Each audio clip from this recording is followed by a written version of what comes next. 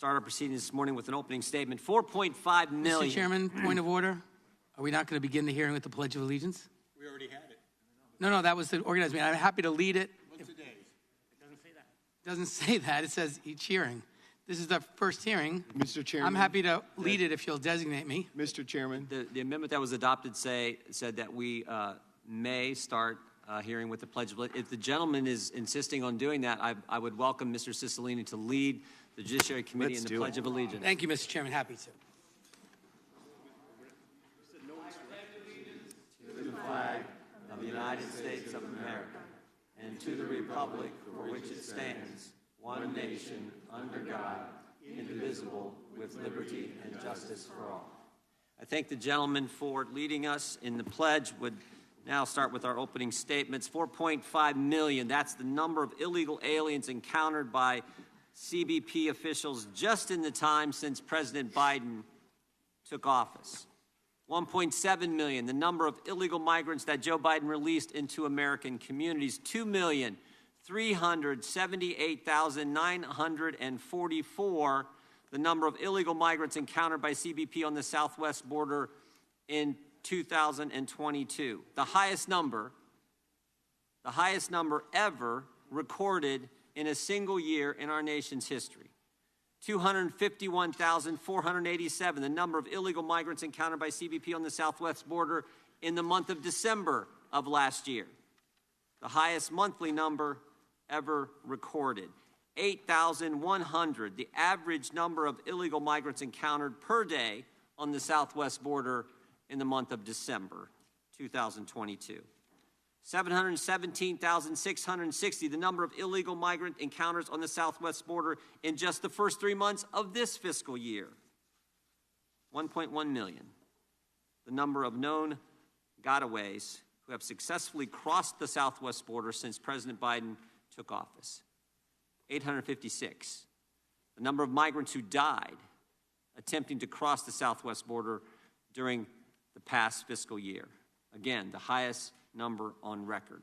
98, the number of aliens on the terrorist watch list encountered on our southwest border during fiscal year 2022, yet another record set by the Biden administration. Remember when Mr. Mayorkas testified in front of this committee last Congress, and we asked him about the number on that terrorist watch list? I remember asking Mr. Mayorkas, at the time it was only 40-something. We asked him about that number. He said, what's the status of those individuals? And his response, I think, was astonishing to every member of the committee, both Republican and Democrat, when he said he didn't know. He didn't know if they were detained, he didn't know. This year, 38, the number of aliens on that terrorist screening database, already this year. 193, the number of fentanyl-related deaths in the United States every single day. We're going to hear from Mr. Dunn and the heartache this causes families and communities, this fentanyl problem. These numbers make clear that the Biden administration does not have operational control of the border.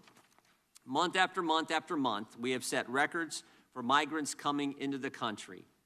And frankly, I think it's intentional. I don't know how anyone with common sense or logic can reach any other conclusion. It seems deliberate, it seems premeditated, it seems intentional.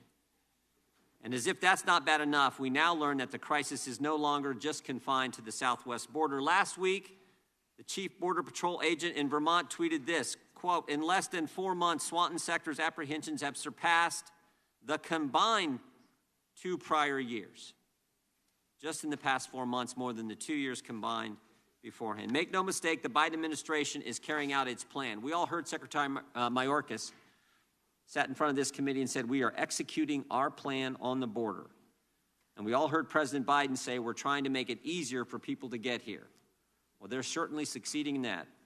Imagine the frustration that our border communities feel when they hear that the damage done to their land and to their businesses, the crimes committed by illegal alien trespassers, and the overwhelmed local resources that are all part of their own federal government's plan. Today, we will hear about some of the effects of Biden's open border policies on everyday Americans and the communities in which they live. We will hear about dangerous encounters with illegal migrants on private property. We will hear about the devastating effects, as I said earlier, of fentanyl on American families, and we will hear about Mexican smuggling cartels exploiting the open border to terrorize U.S. communities. And the worst part is that none of this had to happen. Under President Trump, the border was secure. Under President Biden, there is no border, and Americans are paying the price. I now recognize the ranking member, the gentleman from New York, Mr. Nadler, once he completes his phone call, for his opening statement. I thank the chairman for yielding. I wish this committee were starting off on a different note. Unfortunately, this hearing is more of the same haphazard, chaotic style we have come to expect of this new Republican majority. We saw them take 15 tries to pick a speaker. We saw them fumble on the opening play by needing to reschedule their first meeting. And now this. The first hearing will showcase the racist tendencies of the extreme MAGA Republican wing of the party that seeks to close the border to refugees from places like Cuba and Venezuela. It almost makes me miss their usual obsession with conspiracy theories and the FBI. Furthermore, this hearing appears to be the latest spat in an ongoing turf war between Chairman Jordan and Chairman Comer. As we all know, Chairman Jordan's plans for his select subcommittee cut deeply into Chairman Comer's jurisdiction. Not to be outdone, Chairman Comer announced that the Oversight Committee will hold its first hearing on the subject of immigration, a topic that is squarely in this committee's jurisdiction during the week of February 6th. Turning the tables on Chairman Comer once again, our majority hastily threw together today's hearing to ensure that we beat the Oversight Committee by a few days, without the government witnesses that the Oversight Committee had time to secure, of course. I suspect this hearing is also an attempt to distract from the fact that Republicans have failed to pass any meaningful legislation in their first month in the majority. As we all know, as part of the rules package for the House, Majority Leader Scalise included 11 ready-to-go, in quotes, pieces of legislation that were set to completely bypass regular order. Many of those fell under the purview of the Judiciary Committee. It appears, however, that these bills were anything but ready to go. Republicans are unable to pass 4 of the bills that were exclusively or partially under this committee's jurisdiction. Most relevant to today's hearing is H.R. 29, the Border Safety and Security Act of 2023. This legislation has been described as, quote, not Christian, anti-American, and trying to ban legitimate asylum claims. And those are not my words. Those are the words of Republican Congressman Tony Gonzalez of Texas. And he's not the only one. According to the Washington Post, dozens of Republican lawmakers have raised concerns about the scope of this legislation. Now let's turn to today's hearing. There is no doubt that the majority and their witnesses will use the same extreme rhetoric we have come to expect from them. They will tell us that the southern border is open, that President Biden and Secretary Mayorkas opened it deliberately, and that it is mostly migrants who are smuggling drugs across our southern border. Of course, none of those statements are true. Yes, significant numbers of individuals are arriving at our southern border, but the Biden administration actually expelled over 1.1 million people last year and recently expanded the use of Title 42, much to the concern of many of us here on the committee. Additionally, the vast majority of drugs we seize are encountered at ports of entry. In fiscal year 2022, only 17% of illicit drugs, including 15% of all fentanyl, were seized between points of entry by the Border Patrol. The rest were seized by the Office of Field Operations, who are stationed at ports of entry. The evidence does not show that asylum seekers are bringing drugs to our shores. In fact, increasingly, drug cartels are recruiting American citizens to bring drugs across the border through ports of entry. We all agree that our immigration system is broken, but let's fix the problems where they are, and not where Fox News talking heads imagine them to be. Sadly, at every turn, this extreme Republican majority fails to offer genuine solutions and resorts to political theater. Our colleagues across the aisle cannot even negotiate in good faith with each other, let alone with us. If that changes, if House Republicans can get their act together and work with us on meaningful solutions to serious problems, as Senate Republicans appear to be willing to work with Senate Democrats, then Judiciary Committee Democrats stand ready to help. But given their behavior these past few months, I have my doubts.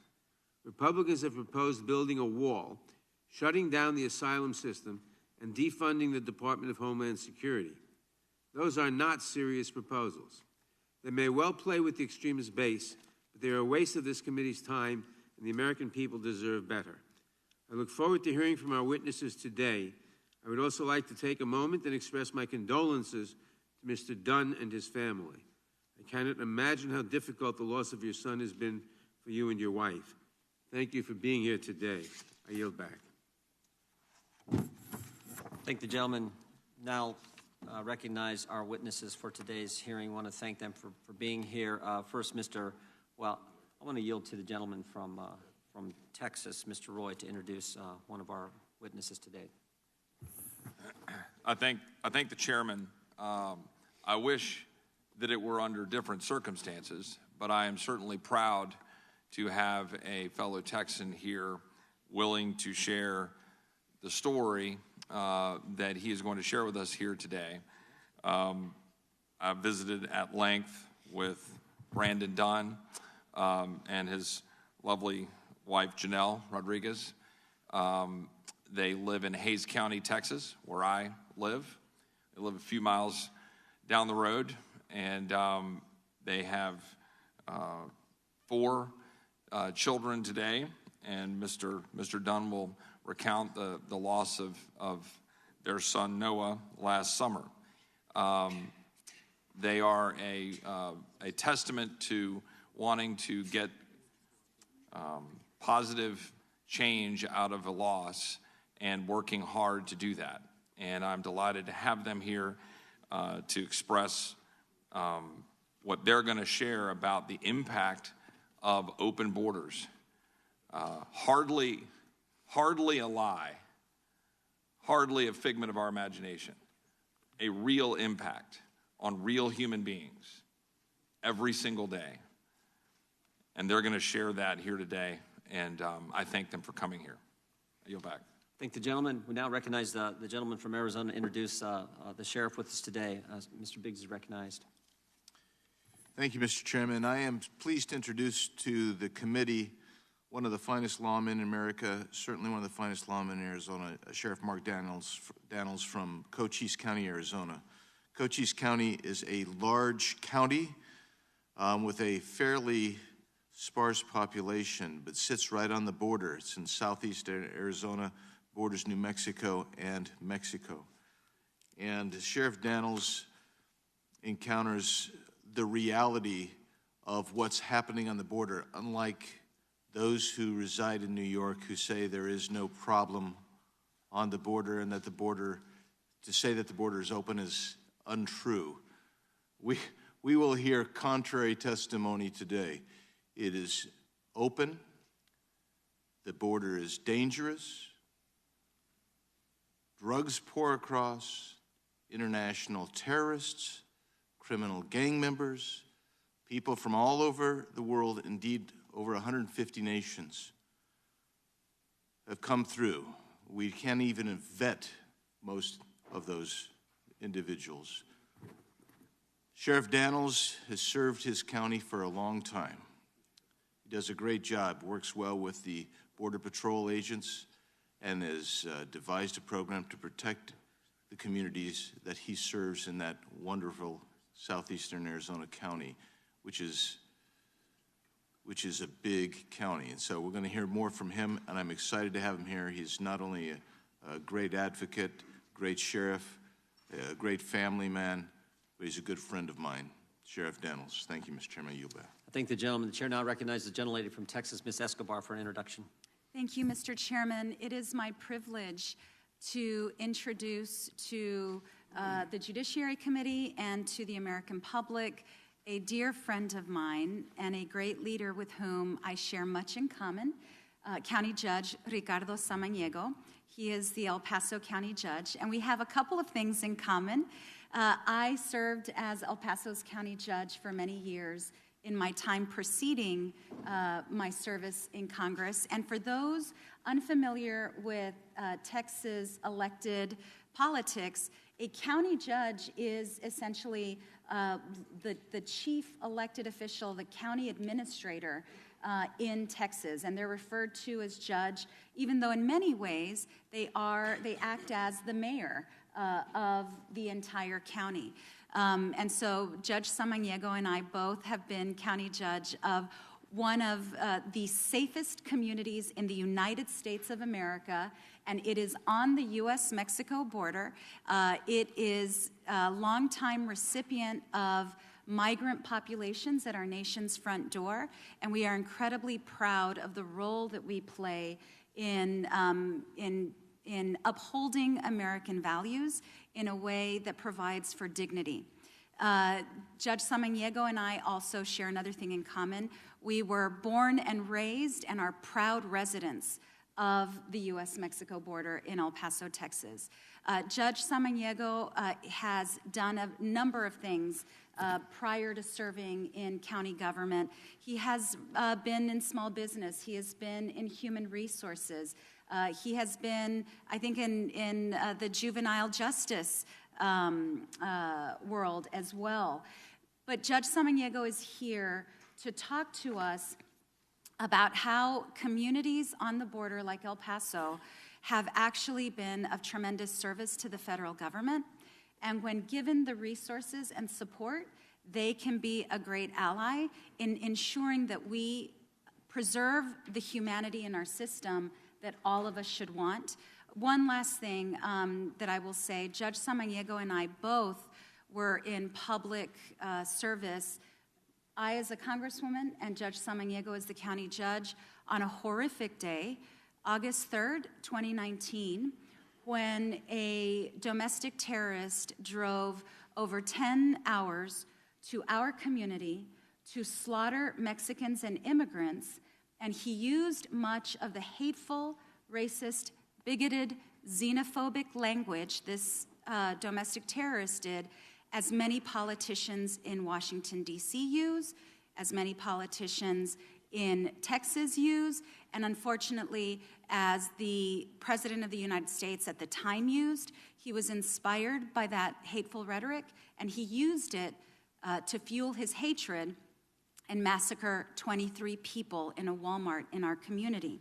So our words have power. I want to remind our committee of that.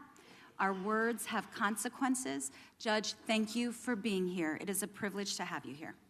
I thank the gentlelady from Texas. Our fourth witness could not be with us today because of the ice storm in Texas. Judge Dale Lynn Carruthers is a county judge and fourth-generation rancher in Terrell County, Texas. She was a lifelong Democrat but switched parties because of the devastating effects of the Biden border crisis on her land and her community. Her testimony was circulated to committee members, but I will briefly summarize her testimony because of what she was going to say, I think, is too important for the American people not to hear. Judge Carruthers would have testified that their once safe community now lives in fear.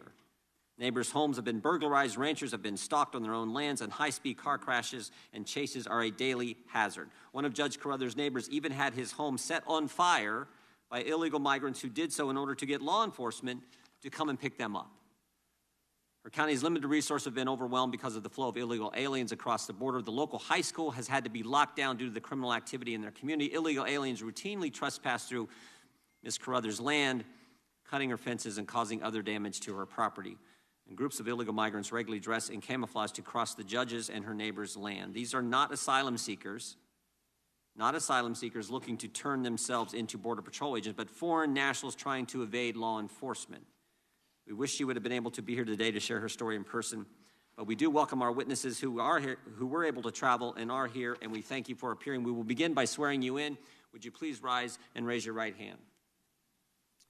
Do you swear or affirm that under penalty of perjury that the testimony you're about to give is true and correct to the best of your knowledge, information, and belief, so help you God? Let the record show that the witnesses answered in the affirmative. Thank you. Please know that your written testimony will be entered into the record in its entirety. Accordingly, we ask that you summarize the testimony in 5 minutes. I know you were told this earlier. The microphones in front of you have a clock and a series of lights. When the light changes from green to yellow, you should begin to conclude your remarks. It's pretty basic. Green means go, yellow means get ready to stop, red means stop. Mr. Dunn, you may begin, and we again thank you for being here, the work you and your wife are doing in your foundation, and like everyone on the committee, we are sorry for the loss of your son. Mr. Dunn, you got your 5 minutes. Thank you, committee, for having me here today. I'm the co-founder of the Forever 15 Project, a nonprofit that my wife Janelle and I started after the passing of our son Noah. On August 21st, Noah died as a result of fentanyl poisoning. More specifically, illicit fentanyl poisoning. He was 15 years old. He was a sophomore at Johnson High School in Hays County.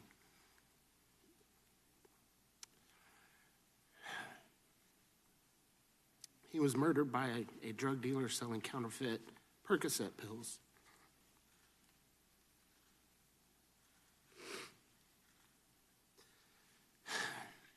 The pill he took contained 8 milligrams of fentanyl, which is 4 times the lethal dose. There was no Percocet in the pill. There were no other drugs in the pill besides illicit fentanyl. Noah was the 3rd victim in less than 2 months in Hays County from illicit fentanyl.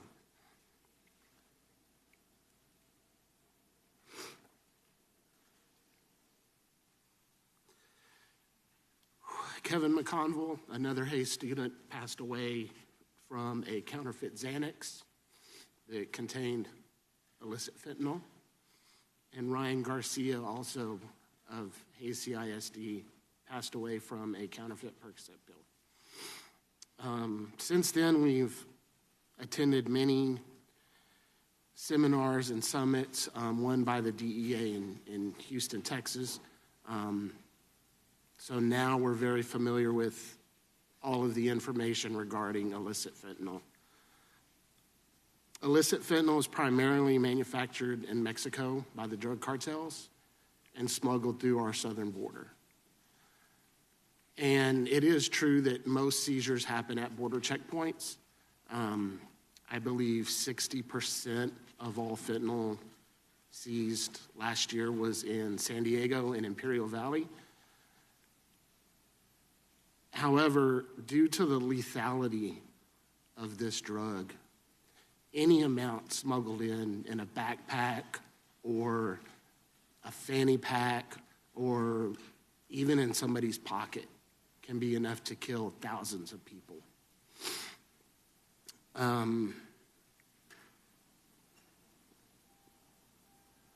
So as you can see, it's not just a border checkpoint issue. Any amount over, I would probably under 1 milligram could be lethal in some instances, but 2 milligrams is the most common number put out there. And without immediate medical intervention, a person is not likely to survive. That's how fast it kills.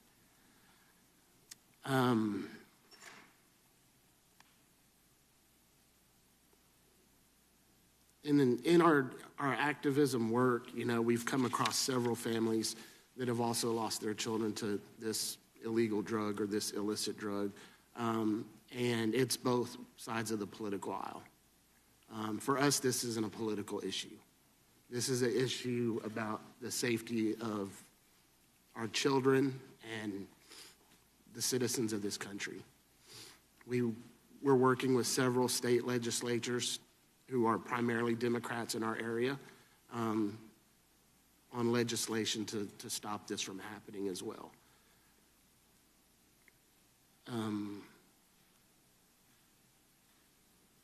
So it's a definite problem that's impacting our communities. I don't have time to read the names, but in the 5 months since Noah's passing, we've met 28 other families who've lost primarily teenagers to this drug. The current statistic is it's the #1 killer from 18 to 45. Honestly, we believe that next year that number will probably drop to 15 to 45. And we've had some children as young as 13 years old die from this drug. Thank you. Thank you, Mr. Dunn. We appreciate you and your wife being here today. Sheriff, recognized for 5 minutes. Good morning, Honorable Chairman Jordan, Ranking Member Nadler, and distinguished members of this committee. I appreciate the opportunity to address this committee regarding the status of our southern border from the optics of a community and local law enforcement perspective. I have served our border communities for 38 plus years, and prior to that as a member of the United States Army. I currently serve on national, western, and southwest border sheriff associations, and we have three objectives: public safety, national security, and humanitarian. In my submitted brief, I have shared with you all the overview of Cochise County and the history of our border. I have personally experienced the good, the bad, and the ugly of being a border county. Currently, this is the ugliest I've experienced. I am proud of our relationships with our local law enforcement partners, local, state, and federal, that serve our communities. To best understand my presentation is to understand we were over 2 years ago. My county was one of the safest border counties based on our collective government efforts, messaging, and yes, enforcement operations supported by the rule of law. What's the direct impact to my county? My citizens and law enforcement address mostly gotaways, the fight and flight syndrome in my county versus those giving up. 100% camouflaged migrants being illegally smuggled by the cartels with the price tag of per undocumented alien begins at $7,000 and up. These smugglers include juveniles being recruited via social media by the cartels, border-related bookings. Detention costs within my jail in calendar year 2022 was $4.3 million, absorbed by my local and state taxpayers. Border-related crimes are at an all-time high. Death, murder investigations, aggravated acts against my citizens, failure to yields, search and rescue, plus recoveries, and yes, assaults against law enforcement officials. My deputies have been placed in life-threatening scenarios as the cartels show no regard for my citizens and those that wear a badge. Agents, troopers, deputies, and officers are addressing dangerous scenarios and criminals as a direct result of an open border being exploited by the criminal cartels for violence, fear, and greed. In calendar year 2022, 1,578 suspects were booked in my jail for border-related crimes. Only 78 were foreign-born. In 2021, over 5 million dosages of fentanyl were seized on the Arizona border. In 2022, over 20 million dosages were seized. In 2022, over 12,000 pounds of fentanyl was seized on the southwest border. I want to share a personal tragedy with you of a good citizen named Wanda in my county. She was heading to her 65th birthday party to meet her family and her son when a 16-year-old USC who fled from law enforcement, the deputies, was carrying 3 undocumented aliens, ran his vehicle through a red light at deadly speeds, cutting her vehicle in half and killing her. In closing, my fellow sheriffs and I have tried to partner with this administration to include the President of the United States with high hopes to share a collective message, a collective action plan, support the rule of law, prioritize our southern border, and provide updates reference community impacts and concerns with little to no success. By allowing our border security mission and immigration laws to be discretionary, these criminal cartels continue to be the true winners.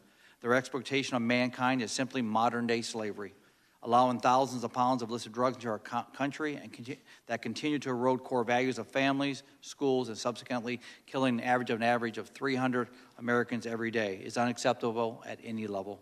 Experiencing migrant deaths without a reasonable process why members of U.S. Congress and this administration intentionally avoid reality is gross negligence.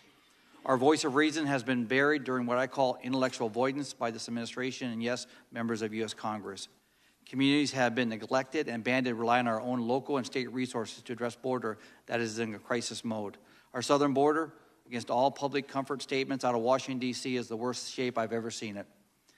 When I look at public safety, national security, and humanitarian on our southern border, this is the largest crime scene in this country. The morale of agents is extremely low, and the collective frustration is very high amongst law enforcement at all levels, and most important, the citizens of my county.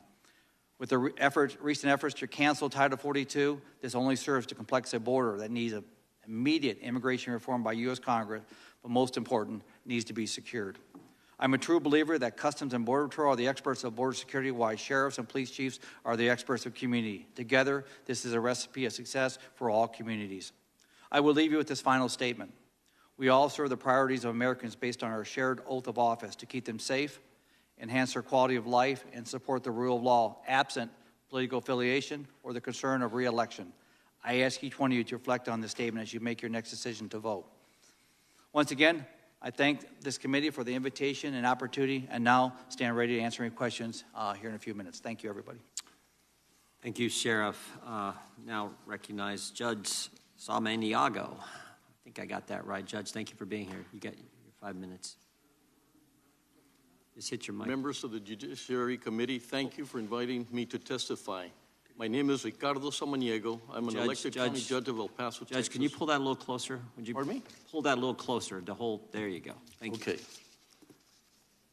El Paso, Texas, one of the safest, largest communities in America and the veterans capital of the USA, where I serve a population almost 900,000 residents in a metroplex consisting of El Paso, Texas, Ciudad Juarez, Mexico, and Las Cruces, New Mexico. These three cities form a combined international metropolitan area of 2.7 million individuals and constitutes the largest bilingual and binational workforce in the Western Hemisphere. I would like to start by emphasizing that over 4 years ago, Customs and Border Patrol requested the assistance of myself and other local officials. I believe we truly stepped up to the request and facilitated their internal processes. El Paso, Texas has been the epicenter of the migrant surge both recently and nearly 4 years ago when border communities such as mine were faced with unprecedented numbers of migrants who were seeking to enter our country through El Paso. We have learned how to safely, humanely, and expeditiously treat asylum seekers who pass through our community on their way to unite with sponsors. I'm here today to share the El Paso story, a success story which strikes a delicate balance between security and compassion. However, before I tell you the story, I must disabuse you of information which I personally know to be false. There is no open border in El Paso. Immigrants seeking asylum largely present themselves to Border Patrol for processing. El Paso is required to abide by the same immigration laws that other border communities must follow. There is no invasion of migrants in our community, nor are there hordes of undocumented immigrants committing crimes against citizens or causing havoc in our community. Claiming this continues a false, racist narrative against these individuals or perpetuates violence that the El Paso community is all too familiar with. When our citizens were target of a racially motivated mass shooting August 3rd, 2019, they killed 23 El Pasoans and Mexican citizens and wounded 26 other innocent bystanders. Our community was deeply devastated by this tragedy. Thirdly, humanitarianism and security are not binary choice. It is the federal government's responsibility to do both. Provided with a sufficient financial support, we can assist the federal government in fulfilling its mandate. Our initiatives, efforts, and processes are directed to avoid any type of chaos. When El Paso County was faced with the increasing number of asylum seekers, we established a Migrant Support Service Center to assist migrants to connect with their relatives and sponsors and guide them with a same-day self-paid travel arrangement process. Approximately 35 to 45% of these migrants fall in this category. The benefit of this process is that migrants are moved quickly and safely out of our community at their own expense. The center opened on October the 10th, 2022, and has a capacity to assist up to 1,000 per day. To date, the center has assisted 26,829 asylum seekers. No immigrant is placed on a bus and shipped to another city without coordination and a sponsor waiting at the receiving city. El Paso's partnership with Catholic Charities of Houston is a great example of interjurisdictional cooperation. With federal funds, Catholic Charities chartered a bus daily traveling from El Paso to Houston with 52 passengers, manifested with confirmed self-paid travel for flights out of Houston the following day. This model initiated discussions with collaboration with other interstate and intrastate partners such as Dallas, Austin, and Denver. When the city of El Paso declared a disaster, we did not get the resources we needed, but instead saw the state of Texas National Guard, the placement of barbed wire lined haphazardly in certain areas, and pseudo barriers of tanks and cargo containers were put up. Prior to the city's declaration, I had sent correspondence and communicated with various state officials that what my community needed was assistance with transportation, staffing, food, and sheltering. The state never addressed these needs that we requested. To be sure, we cannot locally resolve the immigration issues facing our country. So I finally want to take the opportunity to thank our Congresswoman, Veronica Escobar, for her leadership and for consistently ensuring that the federal government is aware of the realities on the ground. So I thank you for being here. I welcome you to our beautiful community. I would love to host, and I'll be happy to answer any questions at this time. Thank you. We will now proceed under the 5-minute rule with questions. The chair recognizes the gentleman from California, Mr. Issa. Thank you, Mr. Chairman. Mr. Dunn, I know the list of names of people who, in many cases, thought they were taking one drug and died of fentanyl is long. One of the names that you probably have on your list is Matt Capolato in Riverside County, and his daughter, who thought she was taking a Xanax and died. She actually only took half of it as part of her study routine and died of fentanyl overdose. That has led to a murder charge in Riverside County, and our district attorney is prosecuting that. How it will end, we'll see, but it certainly is an example of the kind of response that I hope both the federal government and the state and local will start looking, that these people who traffic in that, leading to these tragic deaths, are more than just drug dealers, they're murderers. And I want to thank you for being here today. Sheriff, I'm going to primarily talk to you because the judge, I think rightfully so, gave us a good example of facilitating undocumented workers who have been released in this country getting around the country and all the humanitarian work they do. First of all, are those the people you run into?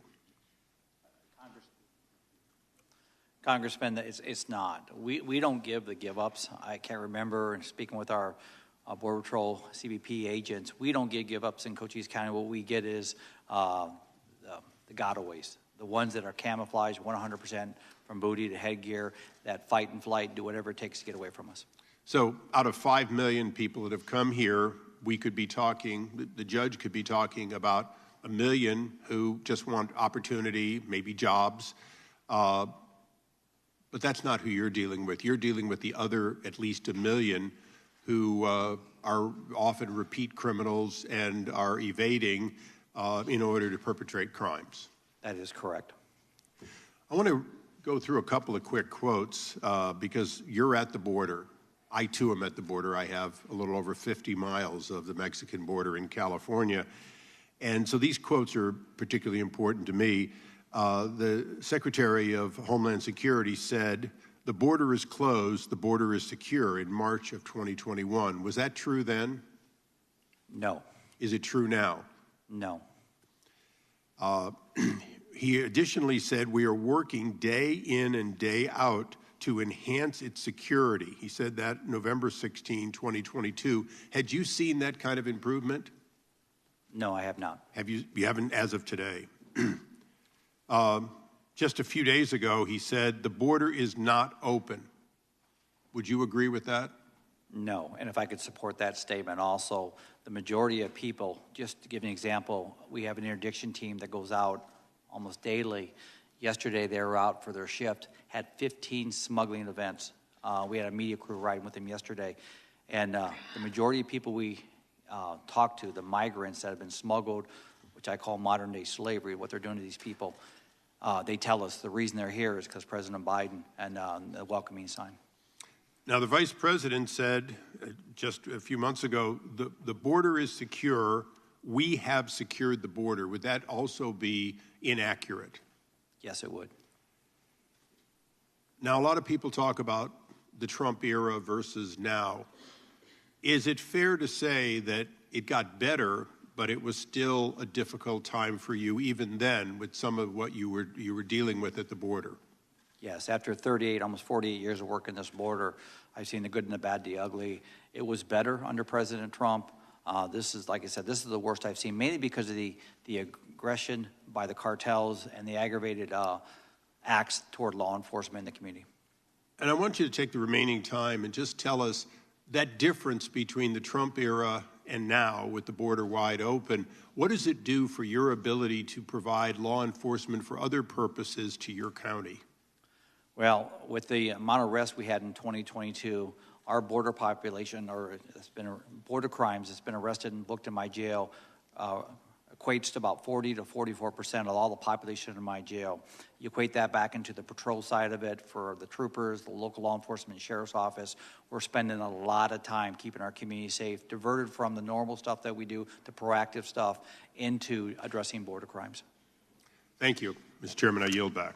Gentleman yields back. The gentleman from New York, Ranking Member Mr. Nadler, is recognized. I thank the chairman for yielding. Mr. Dunn, again, I want to express my sincerest condolences to you and your family, and I want to thank you for being here today. Judge Samaniego, I want to turn to you. Thank you so much for coming today. Having a witness who has grown up and lived on the border is so imperative. Your knowledge and lived experience are invaluable for policymakers here in Washington. Unfortunately, the Republican majority seems interested only in showboating.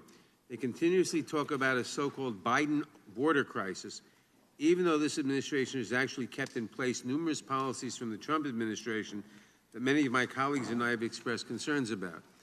Judge Samaniego, in your testimony, you note safety and compassion are not mutually exclusive.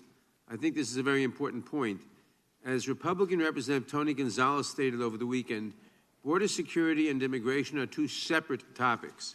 One can be for a strong border security presence that prevents terrorists, fentanyls, and bad actors from entering our country, and one can be for welcoming future Americans in through the front door.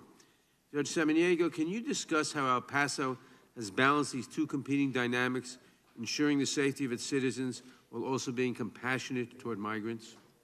Thank you. One of the things that we recognized is our collaboration. We're not reacting at this point. We've been working 4 years. Almost every Friday we meet with law enforcement, we meet with Border Patrol, the diocese, the NGOs, and we know that by doing what we do right, the whole nation benefits from that. If we do not process the migrants properly, then it falls on other cities. I think El Paso is extremely focused on the fact that we're not a community, but a part of a nation. And if we do not do the right things, then New York gets hit and other communities get hit simply by the fact that there's an unorganized process. Our strategy is really very organized, very compassionate, and making sure that we get individuals in the right place at the right time. And so when we have someone like from New York that comes to El Paso, the mayor, to tell us to help him through this process, obviously, that's why we're there. Our impact is not just on our community. Our impact, I believe, it's on the values of our Constitution, the values, in my case, as a Democrat, and then we make sure that we're helping the rest of the country. We don't do things right, and I can guarantee you that the impact is going to fall on the other cities around the country. Thank you. We keep hearing from our Republican colleagues that the border is open and that Biden caused this crisis. Could you comment on this? Well, we don't see that. We process every individual that comes through. We make sure we coordinate. We get a lot of information. And I must emphasize, it was the Border Patrol and the federal government that asked us to step up as a community. And when we don't do the right things, it backs up their system. They start getting more and more people. The detention centers are extremely limited compared to what a community can do. So either you put the pressure on the federal government or you put the pressure on a community that has, almost 14 sites where we could get people sheltered. We can process people, like I said, 35 to 40% are individuals that already have a sponsor, they have money, and they can move into the communities and other communities. We get a lot of calls of a lot of states and cities throughout the country that want migrants. And if we do the right thing and we process them, then we could get the migrants to them as well as to help our community. And we talk about three things. It's safety, which is extremely important for our community, humanitarianism, and the economy. We do not do things right, and I can guarantee you it impacts the entire economy. We've seen it when things begin strained and the movement of product doesn't come into the country. We get hit extremely hard. We get a lot of calls about not moving traffic properly, and we're one of the largest movers of products in the whole country. So we do things right, and I feel that everybody gains from our efforts. Thank you. One of the topics you touched on in your testimony is the need for all levels of government and nonprofits to work together to effectively process the migrants who are crossing the border. Do you have a good relationship with Immigration and Customs Enforcement and Customs and Border Protection? And can you discuss how often you coordinate with them? Every once a month we help. Well, one of the missing elements is that we don't get support from the state. And if we had the three, you need the local government, you need the federal government, and the missing component, and because of political reasons, we don't get that third part of the stool. And that is extremely, extremely important to us. We need their support. We don't need militia. We don't need policing. Our strategy has been extremely effective without using law enforcement, and we suffer tremendously by not having the proper support from the state government.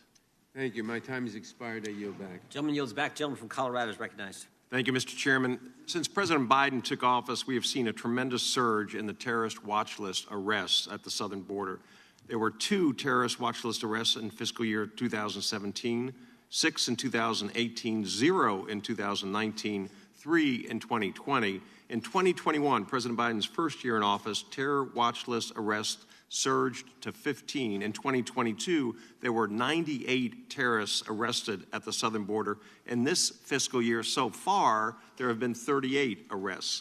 According to Border Patrol, there have been approximately 1.2 million known gotaways since President Biden took office. In November alone, 73,000 border crossers evaded overwhelmed Border Patrol agents, but were detected by other forms of surveillance. These crossers are known as gotaways. Often these border crossers are evading being caught by Border Patrol because they have a criminal record or contraband to hide, unlike most migrants who cross with the explicit intention to meet Border Patrol. But today I want to ask about other sinister news in the immigration space. I have a copy here of an email circulated last Thursday, January 26th, at Mount Pleasant High School in Rhode Island. Its assistant principal, Stephanie Harvey, someone with a doctorate in education, is fundraising among its faculty and staff to pay a debt to a cartel that trafficked a student. The email, calling it an urgent matter, reads, "We have a student who came to America with Coyote, which is a group that helps people. This group gives you a time frame to make a payment of $5,000 to those who bring them into the States. Our student needs our urgent support to raise another $2,000 to meet his goal of $5,000 by February 1st, 2023. Sheriff, is this helpful? I'm sorry, sir? Is this helpful to have faculty raising money to pay a Mexican cartel to bring someone into the country? Congressman, no. Okay. The ranking member said that many of President Trump's policies have been continued. Is the fence continuing to be built on the southern border? No. Is the Remain in Mexico policy being continued? No. Is the agreement with the Northern Triangle countries to immediately deport illegal immigrants who come into this country, has that policy been continued? No. Sheriff, let me ask you something. We now have in this country 2 million individuals who have gone through the entire process and have been adjudicated for removal. In other words, they came to this country, they applied for asylum, they weren't entitled to asylum, they came here for economic reasons, so they went through, they had due process, they have been adjudicated, they have been ordered removed, and the President of the United States has instructed ICE not to seek those individuals and remove them from the country. 2 million. What's the impact of an order like that in terms of welcoming people who are coming to this country for all the wrong reasons? Well, Congressman, that's one of the things that has changed with the 2 administrations that I've seen is the former president had a very strong message. When you say former president, President Trump? Yes, sir. That if you come to the country, you break our laws, there's consequences. Under the current one, that's not being, the rule of law is not being fulfilled. Okay, and I guess just to further that a little bit, the impact on individuals that are considering coming to this country. When they know if they come to this country, there's going to be a consequence, a negative consequence for them, or And I'm not even talking about a welcome mat. We welcome immigrants to this country. We welcome people who want to go through the process the right way, who want legal immigration. But when they know that they're coming to this country and there is no consequence to come to this country illegally, and even when they lose in court and they are ordered removed, the United States won't remove them under this administration, and there is this hope for an amnesty program to go through Congress or informally, as President Obama did, and this president will probably do the same thing, issue an executive order with the stroke of a pen to give people amnesty. What is the impact on people being attracted to this country for all the wrong reasons? Well, Congressman, there's a couple. Number one is they keep coming, and we're seeing that on the border. Number two, it's a fracture of our rule of law, the oath that I take, you all take, and share it. And last but not least is it's an insult to all law enforcement, state, local, and federal, trying to do our best to secure this border. Thank you. I yield back. Thank the gentleman for yielding. Sorry, Mr. Chairman, I have two articles that I'd like to offer for the record. One from Fox News, published January 28th, and another one published December 1st. Without objection, they'll be entered into the record. The chair now recognizes the gentlelady from California. Thank you, Mr. Chairman. First, let me just thank you, Mr. Dunn, for your compelling testimony and offer my deepest sympathy and prayers for your family and your lost son. All of us feel that way on this days. I just, it's important to note that I think every member of this committee wants to have order at the border. We want laws that can be enforced, but we also need to take a good look at really what's happening. And if you take a look at who's coming into the United States without benefit of a visa, it's a mix. Some individuals are coming from communist countries like Venezuela or Nicaragua or Cuba, and they're coming to seek asylum because they've been persecuted. That's permitted under immigration law, and yet the numbers have made it difficult to process that in an orderly way. Some are coming, just like my grandparents, because for economic reasons. They want to have a better life for them and their family, and there's really, in most cases, no way for that to happen in a lawful manner. And some are bad guys, and especially they're coming through more rural areas, and I think that's why the sheriff is seeing what he's seeing. And I think it's important as we think about what to do and what strategies that will be effective, we need to think about those different categories of individuals. We spend more money today on the Border Patrol than ever before in the history of the country. We spend more money on immigration enforcement than all other federal law enforcement combined. So it's not as if we're unwilling to pay for enforcement, but I note that the wall that some feel will be the answer, on average, was breached last year once every 11 minutes. It was breached over 4,000 times. So I don't know that that's really the answer that people think it is. Now, taking a look at the Cubans and the Nicaraguans and the Venezuelans, for example, the administration created a parole program just recently for a safe and organized process for migrants seeking protection as asylum seekers. And when they did, the number of people coming irregularly dropped. My understanding is that between the ports of entry, individuals seeking asylum from those countries dropped 97%. And if you put yourself in the place of that individual, if there's a way to get safe haven, you're going to take that rather than risk your life, walking through the jungle. What we don't have is reform of the immigration laws that would give some opportunity for people seeking economic advancement to have a hope that that could happen. And I think that's really on us, on the Congress. In this last Congress and the Congress before that, we had a Farm Workforce Modernization Act. It got broad support, a big bipartisan vote in the Congress. It died in the Senate.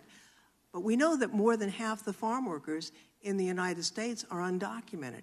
And yet we need farm workers in the country. If there's a way to have an orderly system, I think that would help us a lot as a country. And so we all want order at the border. We want, a humanitarian crisis is not best solved at the border. We need to take a look, and I've urged that not just the United States, but other Western Hemisphere countries work together to try and bring stability to the 3 countries in Central America that are really the origin of many of those fleeing. And we have not succeeded at that. So let me just close with this, Judge. You've seen the people coming in to your city. Have you, why are they coming to the United States, the people that you've met in your city? Well, they're extremely passionate. I wish most of our citizens had the passion and the desire to be in our country like they do. I've heard a lot of different stories. One of them is the fact that they stand up for their rights in their country, and then they're persecuted because of that. They're asked not to do those kinds of things, like they get targeted. I get a lot of them telling me that they're still. Their parents will call and say, they go to my house every single day and find out where I'm at. And so they're very passionate about coming here, extremely passionate about working. They all say the same thing, that they're very willing and able to work here in the United States. Thank you, Mr. Chairman. I see my time has expired. The lady yields back. The gentleman from Louisiana is recognized, Mr. Johnson. Thank you, Mr. Chairman. Mr. Dunn, we mourn the loss of your son, Noah, and hundreds of thousands of other victims and families who have been irreparably damaged by this catastrophe. I would note that, of course, China and the Mexican drug cartels are taking full advantage of this wide-open southwest border. We all know that. That's what the testimony reflects. We've recorded record amounts of deadly fentanyl that are coming into American neighborhoods all over the country. Last year alone, over 100,000 Americans died of a drug overdose, and the fentanyl poisoning is a key component of that, and we know it. My questions are going to be for the sheriff, but I just want to recount a couple of facts here so that everybody back home can take account. Since President Biden took office, U.S. Customs and Border Protection officials have encountered over 4.5 million illegal aliens across the southwest border. It's been said a few times. We're going to say it repeatedly today. The number is disastrous. If we do not have a border, we do not have a nation. We cannot maintain our sovereignty and security if we don't have a border. But nearly 1.7 million of those illegal aliens encountered across the southwest border have been released into America's communities. They're coming into my community, my state, and all of ours. It's all over the country now. During fiscal year 2022, CBP encountered 2,378,000 plus illegal aliens, the most in any single year. That broke the record from 2021, which is the second largest number. Just during December 2022, CBP encountered 251,487 illegal aliens crossing the border. It's the highest number ever encountered in a single month. The point is, this gets worse and worse and worse. And why is that? Well, because the Biden administration has been reversing the vast majority of the Trump administration's successful border enforcement policies, and they are systematically, they are intentionally, Secretary Mayorkas and his administration, they are dismantling immigration enforcement. They are encouraging illegal immigration, encouraging it, inviting people to come here. That's been happening for the last 2 years. It's beyond refute. That's what the evidence shows. That's what everybody can see who cares to pay attention to this. They've terminated the construction of the border wall. The Biden administration issued orders restricting immigration officers' ability to arrest, detain, and remove aliens who violate U.S. law. I can go on and on and on and on. But Sheriff Dannels, you've been in law enforcement for nearly 4 decades. You testified, you gave some very compelling testimony this morning about all the problems that you've encountered. And the question is, have you tried to share those concerns with the Biden administration? And if so, how did the administration respond? Yes. Thank you, Congressman. We actually have, on behalf of National Sheriff Association, I chair border security for national sheriffs, but our national sheriff senior leadership has attempted through letters to reach out to President Biden. He's been invited to our events with major county sheriffs, western sheriffs, southwest border, and national. We have never got a response back from this president. In fact, I was told just a couple months ago he's the first president not to meet with sheriffs in this country. And he still has not to date, to my knowledge. Second to that is we did meet with Secretary Mayorkas. We reached out. I assembled about a dozen sheriffs. We met in El Paso. We sat down with the secretary. We gave him a 16-point action plan to share, to look at, we thought were common sense, humanitarian, and public safety, national security objectives built within that. Never heard back. I asked the secretary where that plan was, what they were going to do with it. He asked me what plan. So long story short is we've never got a response back from the secretary. It's an absolute dereliction of duty. It is inexcusable. And because of Secretary Mayorkas and the Biden administration's abandonment of any semblance of security on the border, what policies or procedures have you had to implement to cover for that? Well, again, it goes back to where the honorable judge is talking about the absence of the state. We have the absence of the federal government. One thing I'll say, I think it's important to your question is, I work with many Border Patrol agents, federal agents, and to date, I have not heard one say that it's working. The morale, the frustration they feel, the frustration we feel, and let's not forget, we all serve communities in this country. We've had to step up our game. Again, when you look at 40 to 44% of all your crime is coming through the border. In my rural county, I don't have the pleasure of the resources like El Paso, which is urban in nature, that we've had to step up, and thanks to Governor Ducey and our state legislative folks, the $4.3 million, they're helping me pay those bills. In a rural county, that's a huge impact. When it comes to our interdiction teams, our camera system, you name it, the state's helping us. I'm out of time. I yield back, but I thank you for your service and all those brave men and women who are serving in that impossible situation. Yield back. Gentleman yields back. The gentleman from Georgia, Mr. Johnson. Thank you, Mr. Chairman. Mr. Dunn, my condolences to you on the loss of your dear son. And Sheriff Dannels, thank you for your service, sir. Thank you. For years, we've listened to MAGA Republicans decry a so-called invasion at our southern border.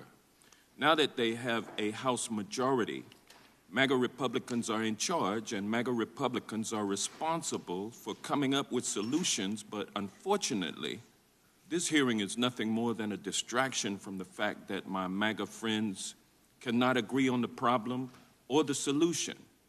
The House Republican border security plan is so extreme that it is opposed by dozens of their own members. Their plan has been called extreme, anti-American, and not Christian. And that's how Republicans describe it. What we do know is that the MAGA Republican plan will shut down asylum to everyone, including those fleeing communist totalitarian regimes and young children who are crossing the border alone to flee gang violence. This draconian and cruel policy will only diminish America's standing in the world. Meanwhile, President Biden has shown that we can lower the number of unauthorized border crossings while still treating migrants with dignity and humanity. Immigration is much more than a scary B-roll on Fox News or inflammatory Twitter posts. It's about our fellow human beings, migrants who arrive with nothing but the clothes on their backs, work hard to build new lives here. Indeed, immigrants are important for our communities and our economy because of the skills they bring to the contributions that they make to our society. New Americans in my district are small business owners who pay their taxes, enrich our neighborhoods, and help newer members of the community. For example, they've set up numerous businesses and vibrant and economically successful locations where they can even employ other immigrants and Americans. At Refugee Coffee in Clarkston, Georgia, they even have a food pantry where they leave groceries for anyone that might be in need.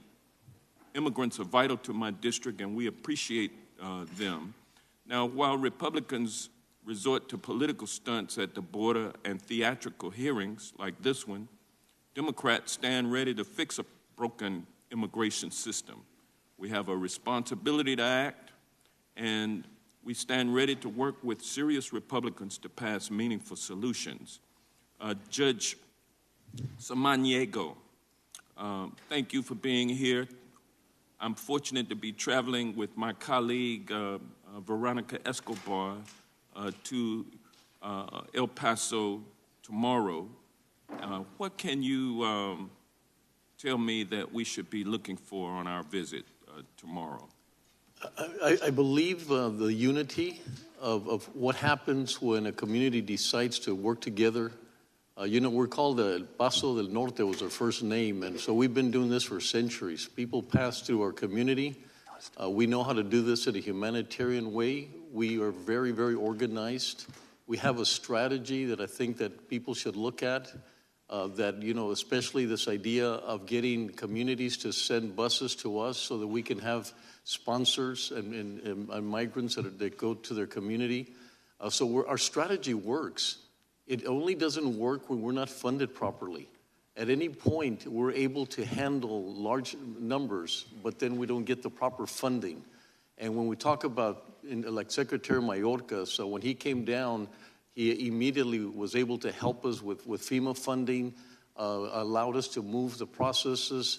And when you push them back into Juarez, all you're doing is creating more anxiety, you're creating more desperation, you're creating more issues, not only for us, but for a community that works, on an economic level. There's no border that works in such an economic level.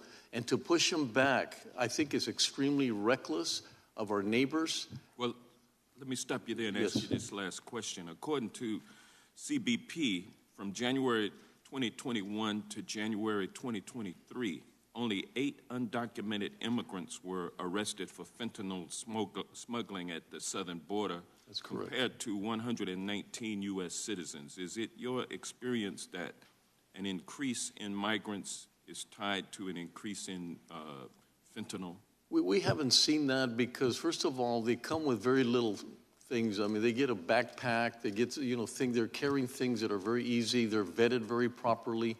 Not only are they vetted with Border Patrol, we vet them as well. We vet them at the shelters. So we're constantly looking for that. We're taking care of the nation. We're not going to allow someone to bring drugs in and unwittingly. I mean, we're going to do everything possible to be part of that process. Gentleman's time has expired. The gentleman from Arizona, Mr. Biggs. Thank you, Mr. Chairman. Mr. Dunn, you and your wife, thank you for being here today. Appreciate your testimony and your willingness to share your experience and express my sympathy and condolences to you, and appreciate the work that you're doing now. I want to just clear two things up briefly, though. The figures just cited by my colleague from Georgia are at ports of entry only and do not reflect between ports of entry arrests for fentanyl transportation. So please don't ever let the facts get in the way of a good narrative from the other side. Not only that, when the gentlelady from California said she supports an orderly system for legal migration, we have an orderly system for legal migration. That's why 1 million people are brought in legally every year. The numbers that you hear are between the ports of entry, because that's where CBP operates. So when CBP talks about the number of encounters being 4.5 million, that's between the ports of entry. Sheriff Dannels, how big is your county? It's just under 6,300 square miles with 83 miles of international border. And what's the population? About 125,000. How many NGOs do you have that deal with the flow of international or illegal migrants coming across? Maybe 1 or 2, 3. Most of them come from outside, not within the county. I know Yuma County has 1. Yeah. So that's interesting. So when we look at this, are your deputies ever dispatched to deal with criminality or situations involving illegal aliens? On a daily basis, yes. How often? How many times per day? Throughout the day, usually when I check on them, they're in some kind of issue with border security or immigration, and when I go home, I hear calls. I mean, it's throughout the whole day. What sorts of dangers does your department and your deputies specifically encounter because of these interactions? Well, the biggest thing we're addressing right now is out of the 1,578 people that came to my county, 1,500 were U.S. citizens coming down to commit international crime. Based on greed, They're getting paid $3,000 per person to drive them 3 hours north up to Phoenix, Arizona, in your neck of the woods, Congressman. It's a game of greed, but when they get in those cars, they pick them up along the highways, they take off at 100 and some miles an hour. That's resulting in death. It's putting my citizens in risk. We see it almost every day in my county, and that's been deadly for us. So if I understand what you're saying, cartels are recruiting American citizens from as far away as the Valley of the Sun, the Phoenix area, to come on down and transport people who have illegally entered the country up to Phoenix for further distribution throughout the country. Congressman, that's correct, but take it one step further. From the United States, we get them from the Midwest, we get them from all over. We have a map where we get them from in our office. And what's the going, and you said, what was the going rate that they get paid per person? We started an operation back in March called Safe Streets, collective effort of state, local, and federal law enforcement trying to do some interdiction to protect our citizens. It was like $1,000 to $1,500. Right now, it sits at $3,000 per person. Have you ever had juveniles come down to drive as well? Yes, I believe last year we apprehended and charged, I think it was around 100 juveniles that were remanded as adults for driving, and all the way up to underage where they don't even have a license. We had a couple weeks ago, we had a 14-year-old and a 15-year-old driving a car, picking up, I think, 5 undocumented. And this is human smuggling? This is human smuggling, yes. You've given us some pictures that are up here on display. What are those pictures of? The picture on the right side of the white truck and the red car. The red car had a 16-year-old, 17-year-old, and I believe a 14-year-old, and they were down from the Pinal County area, which is up by Casa Grande, down here to pick up migrants, working with the criminal cartels and a scout. The car saw one of my deputy sheriffs, took off at a high rate of speed, hit the white car, and then crashed. All 3 were in critical condition, and then were ejected from that vehicle. And this other one? The other one was a vehicle out of Phoenix. It was a stolen vehicle that was in one of our business areas in a business parking lot. The Border Patrol saw them. They took off at a high rate of speed, got into a pursuit, rammed the Border Patrol agent, the unmarked car, and they were apprehended with illegals. There's so much more to talk about. I'm sorry I'm out of time. Thank you for being here, Sheriff Dannels. Gentleman's time has expired. The gentleman from California, Mr. Schiff. Thank you, Mr. Chairman, and thank you to Ranking Member Nadler for welcoming me back to the committee. Mr. Dunn, thank you for your testimony today, and I want to join my colleagues in expressing my condolence over your terrible loss. Since I last held a seat on this committee over 10 years ago, our country has undergone some of its most turbulent years, from attacks on our democracy to increasing gun violence, including 4 mass shootings in my home state of California in just the last week, to continuing acts of racial injustice.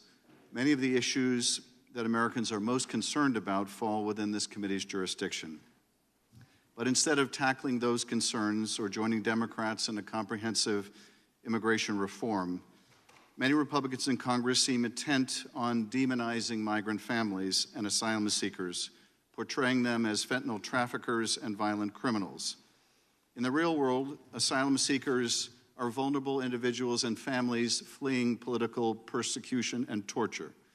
And these terrible stereotypes that my Republican colleagues are peddling have real-world consequences and bring real-world harm as they increase the level of hate and violence directed at immigrants here at home. More than that, let me just take this opportunity to recognize the many immigrants who risked their lives during the pandemic to take care of us when we were sick in the hospital with COVID, who brought food to our grocery stores and delivered goods to our doors, who worked in our fields so we would not go hungry, and who died disproportionately because they could not work from home. I want to say thank you for your courage. Our country is better off for having you here. I want to start my questions by debunking a couple pernicious stereotypes. First, when it comes to drug trafficking, CBP reports that over 83% of smuggled fentanyl, heroin, and methamphetamine is discovered during vehicle inspections at ports of entry where people enter the country legally. Not smuggled by migrants, but driven across the border by U.S. citizens engaged in criminal activity at ports of entry. Judge Samaniego, the fentanyl crisis is real. but how is it really entering the country in your experience, and who is doing the smuggling? Well, as you said, Congressman, they're coming in through the port of entries. We do not get a lot of information of migrants doing that. As I said earlier, the fact that they're not carrying much with them and the fact that they've been vetted as they come in when we process them, and that's why I keep insisting that an organized way of processing and our ability to be able to process properly is really helping tremendously. When we do not do that, and it pushes the migrants who have to go further out, that's when you start having these illegal entries because there's not a way for them to come in properly and meet the Border Patrol there at the border. And so we know that going further creates risk for them. They get preyed on. There's so many things happen by not following the process. And when we're allowed to do it and we're supported and funded properly, I think we do a lot for our country. Thank you, Judge. Second, relative to undocumented immigrants, and using Texas as an example, U.S.-born citizens in Texas are more than twice as likely to be arrested for violent crimes and 2.5 times more likely to be arrested for drug crimes. Judge Samaniego, can you speak to the experiences and interactions you've had with migrant families and asylum seekers at the border? What is the real-life impact that such anti-migrant rhetoric and misinformation have on these communities? Well, it's just, it's heartbreaking, obviously, that why they're coming in. They want to work. I'll give you an example. We've had individuals that were held back because they got caught up in, not being able to go back because of Title 42. And they were asking for, give us brooms, give us bags. We want to help us. We do not want to be perceived as lingering or burdening your community or any part of the country. And they talk a lot about the fact that they're wanting to work, they're passionate about working, and they're ready to do something for our country. We do not get, I interact with them completely. I work with the unaccompanied children, and I have a lot of exposure, and I feel extremely confident that the majority of them have no interest in drugs or doing anything like that, other than to work and to participate and be part of the dream that they're looking for. And a lot of them, like I said, they're coming out of desperation of how they're treated in their countries, how they're persecuted, and they're looking for a better life. I do not, I stand here saying, with all honesty, that I do not see or understand some of the things that are said here today about them wanting to be part of drug cartels or putting them in that situation. It's just completely opposed to what I've experienced there in El Paso. Gentleman's time has expired. Thank you, Judge. Gentleman from Florida, Mr. Gates. Yield to Mr. Roy. I thank the gentleman from Florida. I thank the witnesses for being here. I just want to clarify the record here for a second. The idea that the fact that fentanyl is caught at ports of entry and that is the only place that is coming through is belied by the facts, and is belied by the facts that the Border Patrol is now distracted processing human beings, just as the judge from El Paso just described, but just ignores the impact on what that does to the actual border. The Border Patrol can't possibly catch all of the fentanyl at the ports of entry, nor catch the fentanyl between the ports of entry. Mr. Dannels, do you agree with that assessment? I do. We've had a depletion in Border Patrol because they've been taken to other areas where processing is more important. And is it your experience that fentanyl pours in between the ports of entry and that fentanyl does, in fact, get into our communities in mass quantities today due to our open border? Yes. I appreciate that. Now, Mr. Dunn, obviously in the introduction, I talked about you being from the county in which I live, in Hays County. You testified, Mr. Dunn, earlier that it was not just Noah who passed away in Hays County last year due to fentanyl poisoning in our community. Is it not true that 3 other Hays Independent School District students died from fentanyl overdoses in our community in Hays County last summer? Is that accurate? That's correct. And a 4th 14-year-old died in January of this year. Just a couple of weeks ago? Yes. Another and family. During the Christmas break, 6 other students were poisoned by fentanyl, but they were successfully saved. And last summer, there were another 8 who were brought back through the use of Narcan. Is that correct? Correct. Mr. Dunn, your lovely bride, Janelle, is Hispanic, yes? Yes. Do you believe that believing in a secure border makes one racist or anti-Hispanic? Not in the slightest. Her family actually holds that same position. I thank you for that. You guys have been active now in a number of organizations trying to get out and understand the lost voices of fentanyl. Is that right? Yes. Worked with Ms. Virginia Krieger. Yes. And she's lost her daughter due to Percocet that was laced with fentanyl. Is that correct? Yes. And the people that have been the lost faces of fentanyl, and I've done this before. Noah is one of these lost voices due to fentanyl now. He is now. I'm not sure if he's included in that picture. And these pictures are the faces of Americans who are no longer with us due to fentanyl flowing throughout our communities. Now, these are young individuals who are not here today. Now, Noah's not here today. Do you care precisely whether or not fentanyl is coming through ports of entry or between ports of entry? Or was your family directly impacted because fentanyl is flooding into our communities one way or the other? However it gets here, it's here. And in your experience talking to other family members and talking to law enforcement personnel, is it your observation and belief that the overwhelming flood at our borders, distracting Border Patrol from being able to carry out their duty to stop the flow between the ports of entry or do inspections at the ports of entry, is resulting in more fentanyl pouring into our communities that is then resulting in the death of Americans and, in fact, the death of migrants in the process?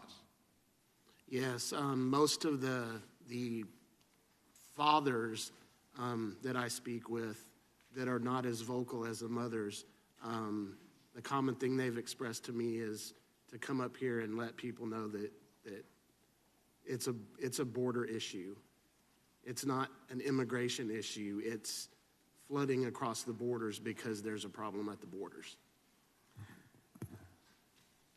In your communication with families who have lost loved ones due to fentanyl poisonings, do you believe that it is an imperative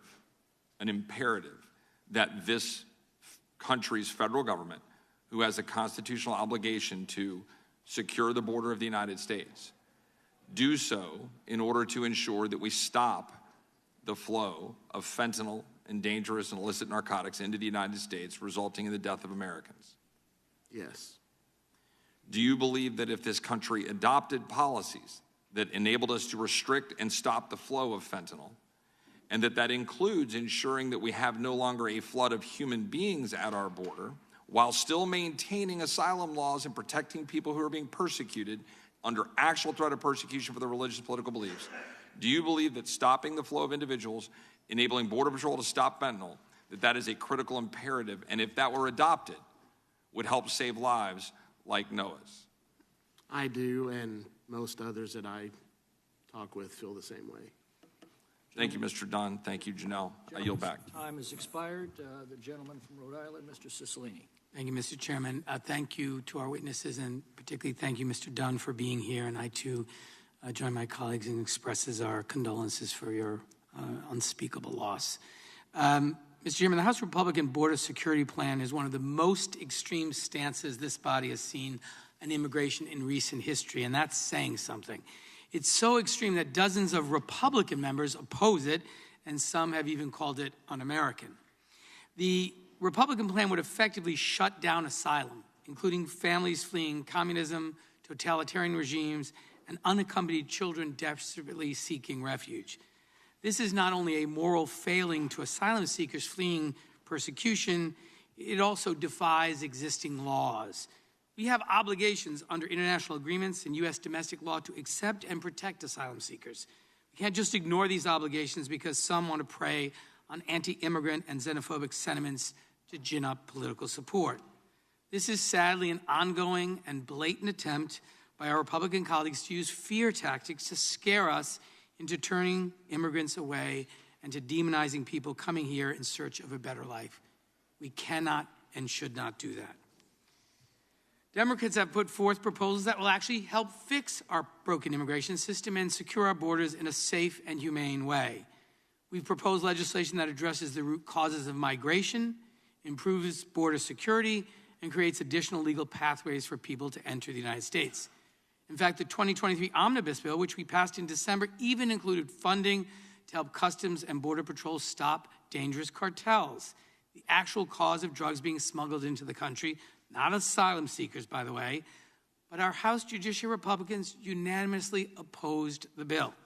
So yes, there's a crisis at the border, but it's not the one that the Republican leadership is shouting about.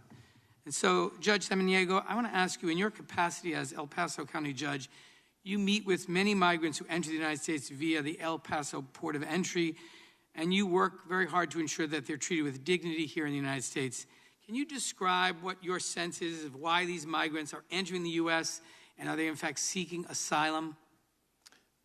I'd like to comment about Border Patrol, and that is, we've been talking about what they have to do, and you're pushing them into do other things. And I can tell you that if we weren't doing our jobs, and I said earlier, we're pushing that back to them, very limited, space is limited, personnel is limited, and we're pushing it back to them. But like I said, we deal a lot, El Paso deals a lot with migrants, and we interact tremendously.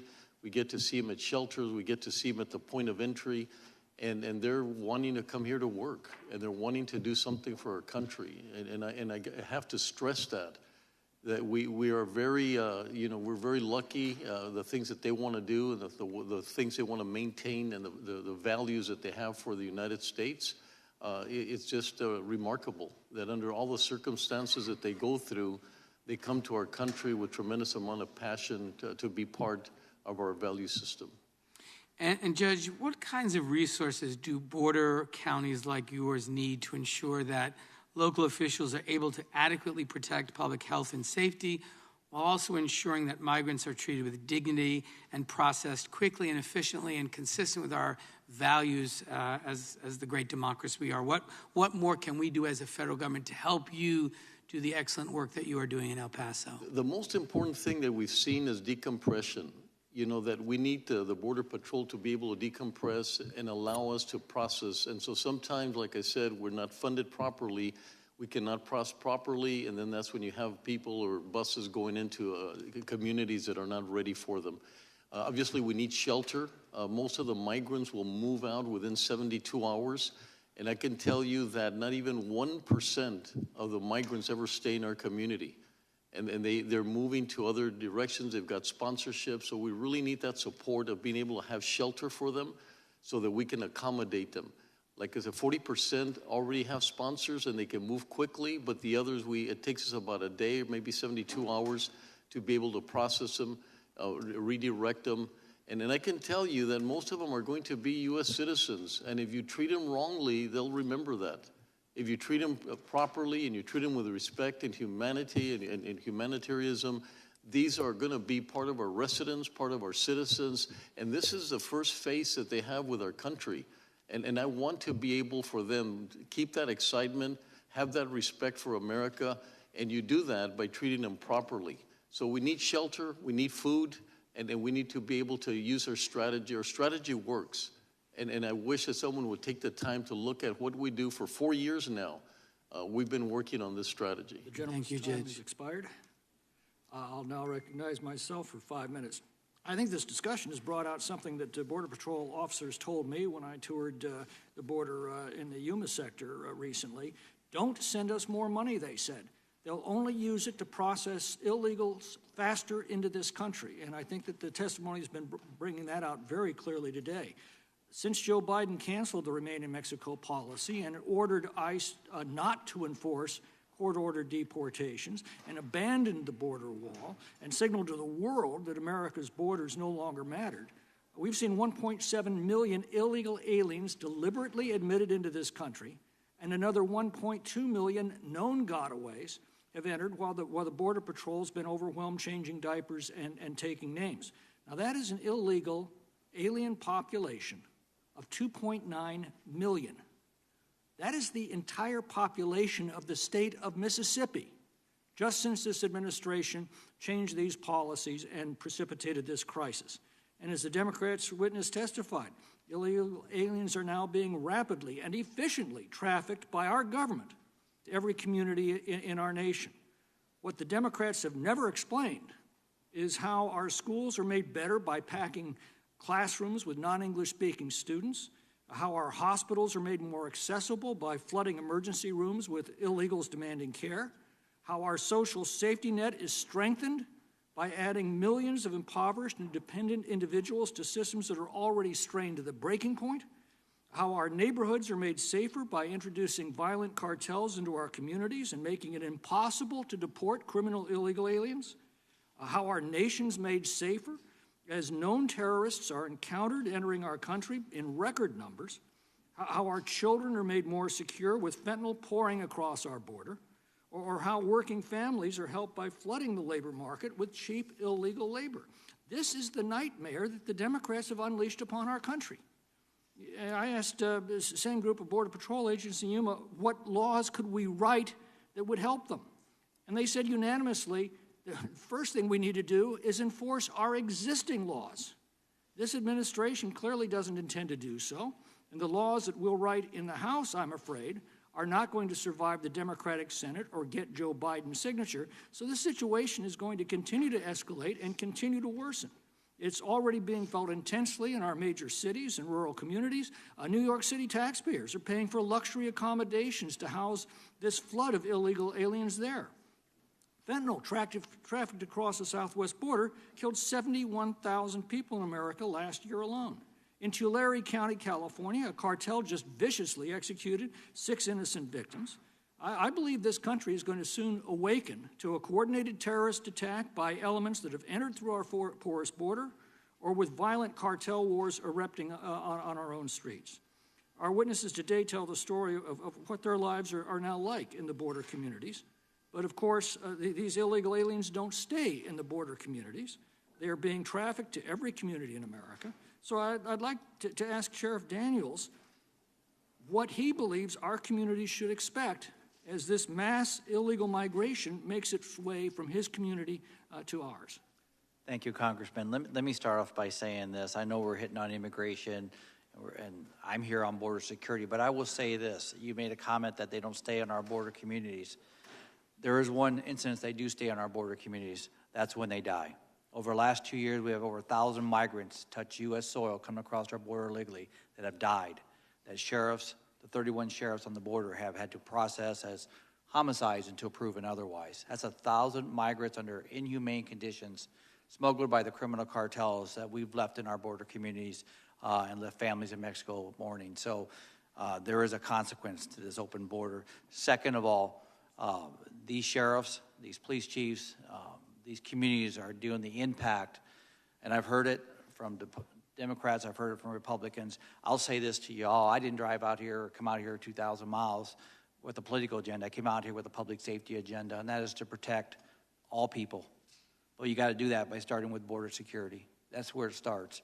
Then we got to look at our immigration laws, and I agree with you, Congressman. We have the laws to address it. Legal. And I'll say that. They can come to any port. I can promise you, my 2 international ports in my county, they don't come there. The only time we saw asylum claims on our 2 port of entries was when the cartels were having an internal rift and shot over 40 people. We watched it happen from our international line in my county. We had cartel members claiming credible fear that were allowed in our country, that just executed somebody and then come in and claim credible fear because the other side was trying to kill them. So we have a problem on our border. We truly do, but we need you all's help. You all's help to do it, to fix it. Thank you. My time's expired. The gentleman from California, Mr. Swalwell. Mr. Dunn, thank you for coming today, and we all share your love and passion for NOAA and the determination to get something done.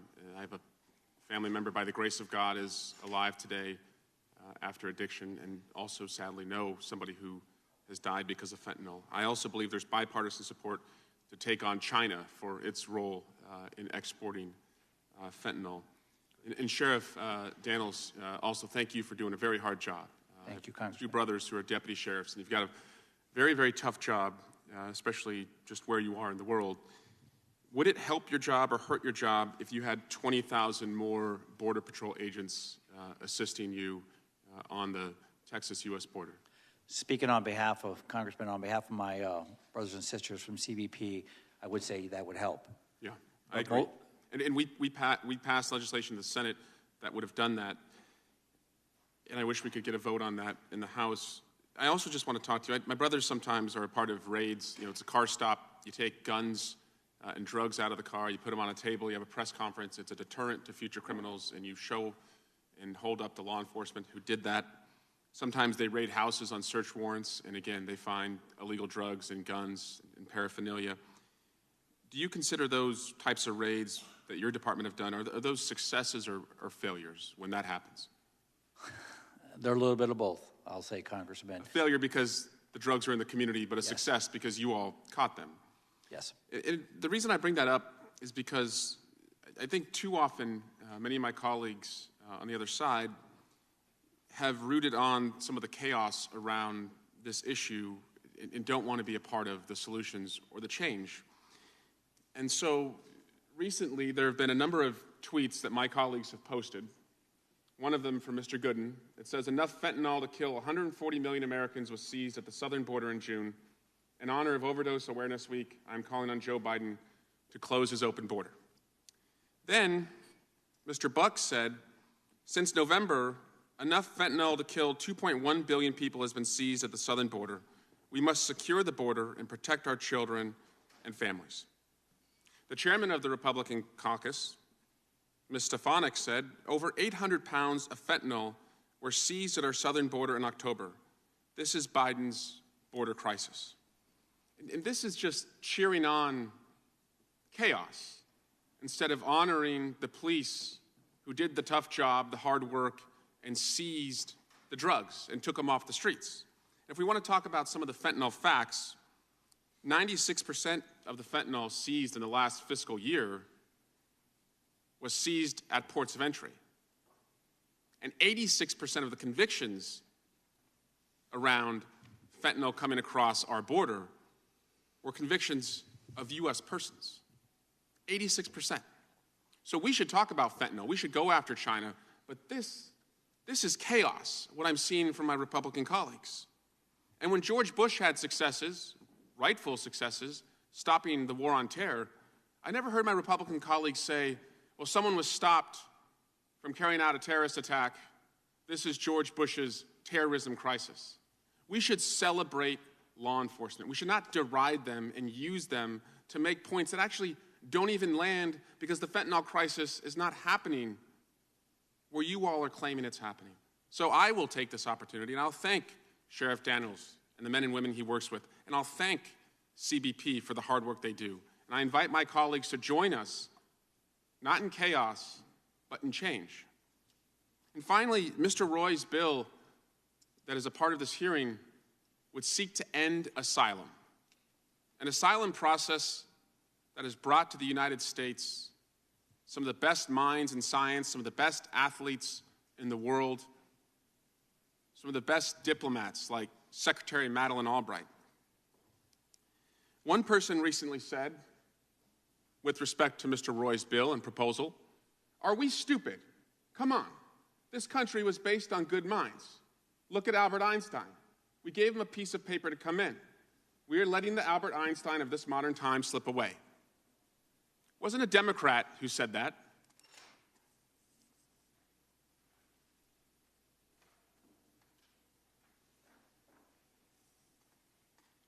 It was Mr. Roy's Republican colleague, Representative Maria Elvira Salazar.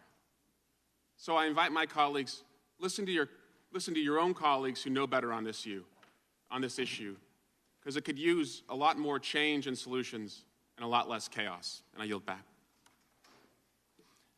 Gentleman yields back. Gentleman from North Carolina is recognized. Mr. Bishop.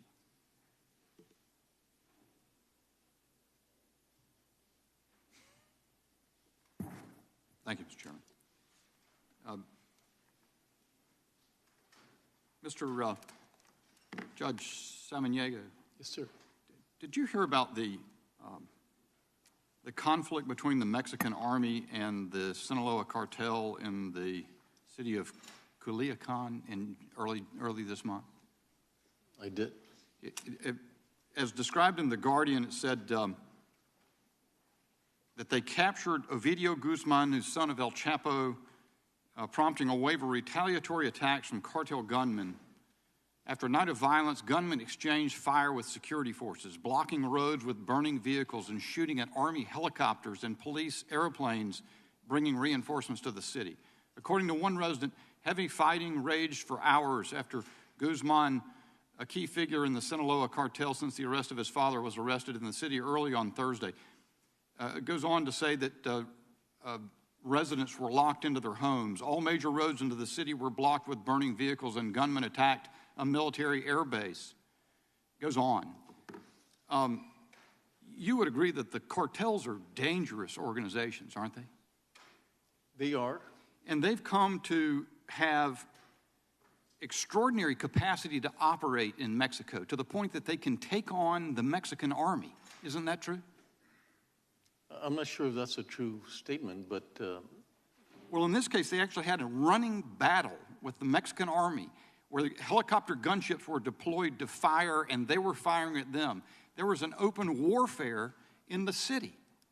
You do understand that, right, sir? I do understand that. Do you not see it as possible that in a future with an uncontrolled border, a border we can't control, that those same conditions could exist on the streets of American cities? I believe that's not the case because I think we're mixing two things. We're mixing one, and that's unrest. We have unrest ourselves here in the United States, just like in Mexico, and we're mixing two things. Are the cartels strengthened by the fees they receive for trafficking humans across the border? Well, you know, I think there's a lot of assumptions. Is that a hard question to answer, yes or no? Well, give me the question straight so I can understand what you My understanding is that billions in income come to the cartels, and according to the Border Patrol officers I've met, they say nobody comes across the Rio Grande. Nobody comes across the border without paying a fee of thousands. And many of these people don't have thousands, so they enter a life of indentured servitude until they pay it off. Their family might be tortured to pay for it. And the cartels earn billions from it. Is that not true? It's true. It's true, but it's true on the Trump era as well. Okay. It's not. It has nothing to do. I don't even think it's necessarily should be a battle between Republicans and Democrats about who gets kudos for stopping the flood across the border.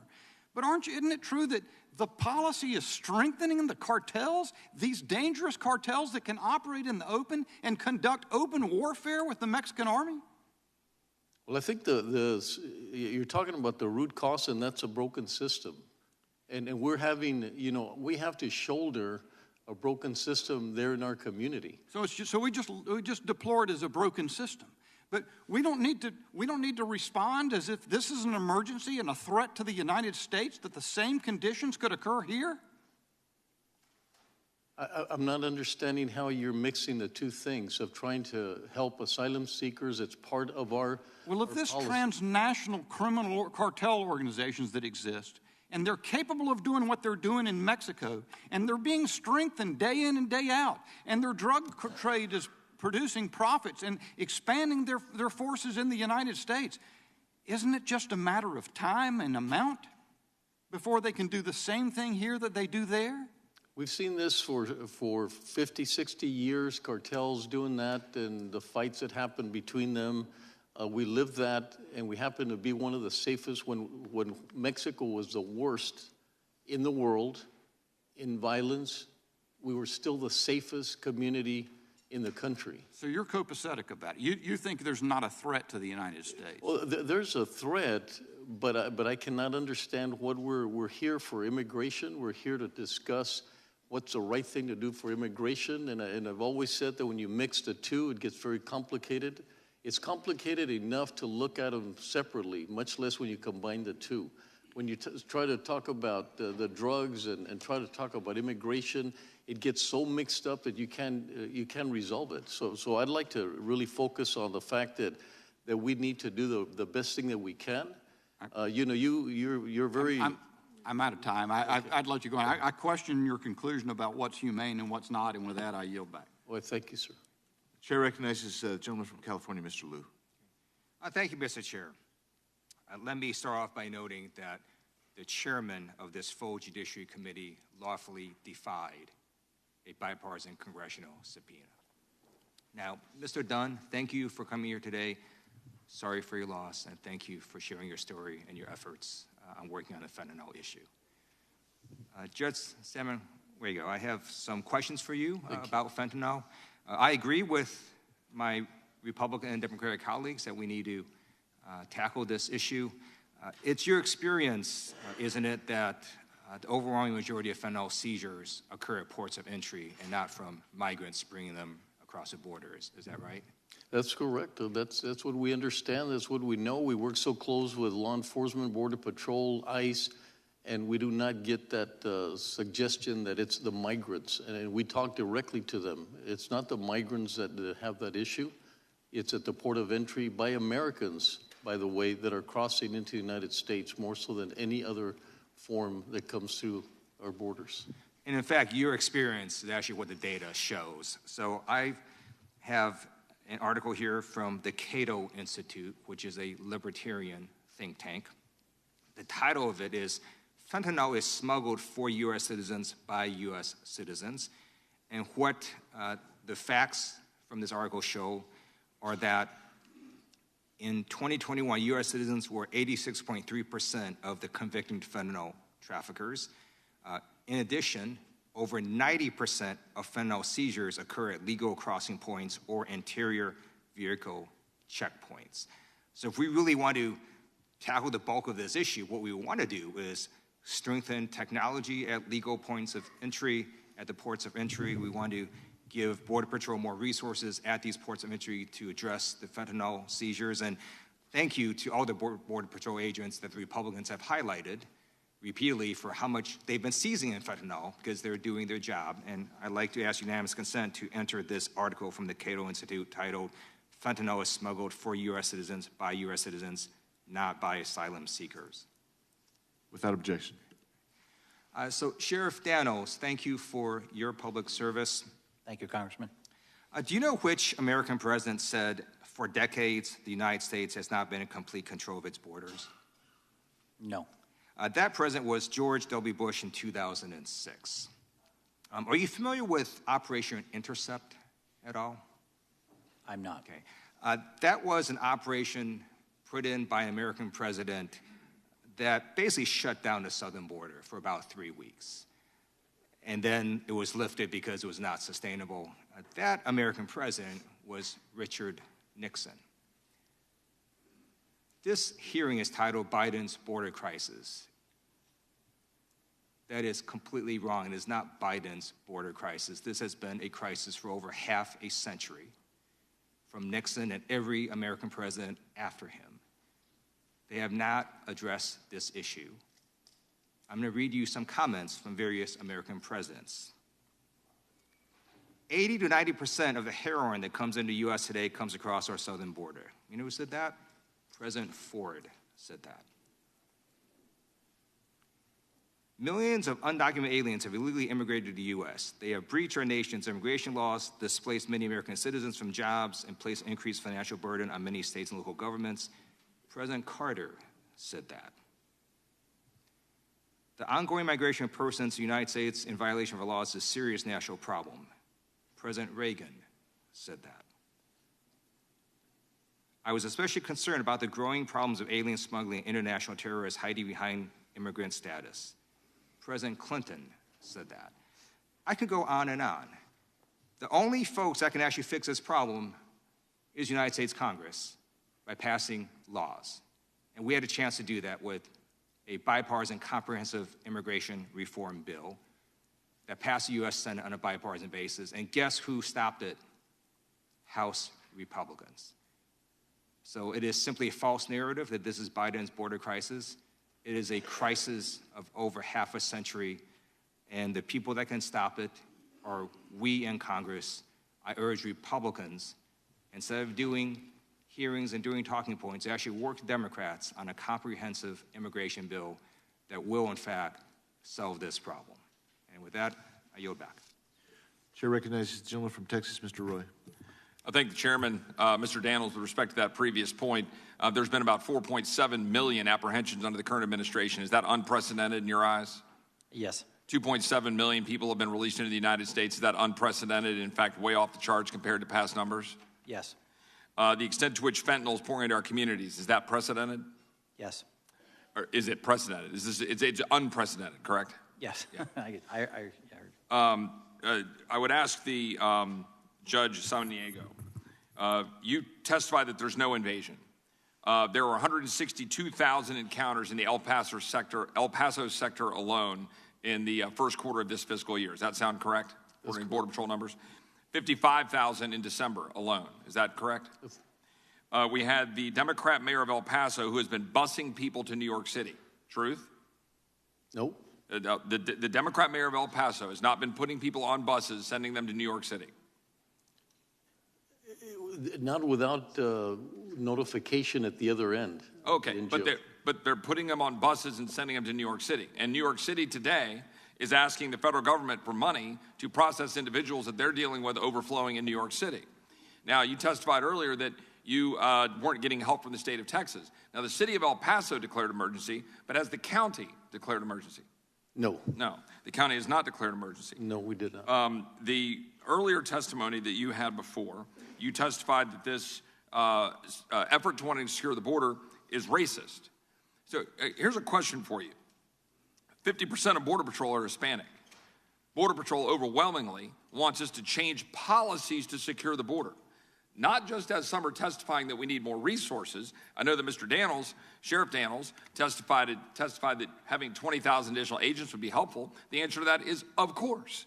Of course having more personnel would be helpful. But the question is what do they most want? Mr. Dannels, what does Border Patrol most want to secure the border? Do they want policy changes to actually enforce the law, or do they want more resources? Which would they rank higher? Policy changes. What kind of policy changes? Enforcing the laws of the United States at the border? Enforce the rule of law, and I'll share this add-on too, support from, they feel like they're not being supported by this administration. If we had a law that said that we should follow current law to detain individuals claiming asylum for the pendency of the adjudication of that claim, to require that they be detained according to current law, would that be banning asylum? No. And if people are claiming in this committee that it is banning asylum, would that be untrue? Yes.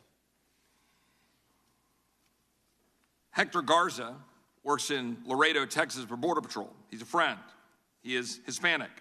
He said, the mother of all caravans isn't just materializing out of the ether, it's just the most recent wave of an invasion that is being aided and abetted by liberal activists who believe that subverting United States law is the best way to achieve their radical policy objectives.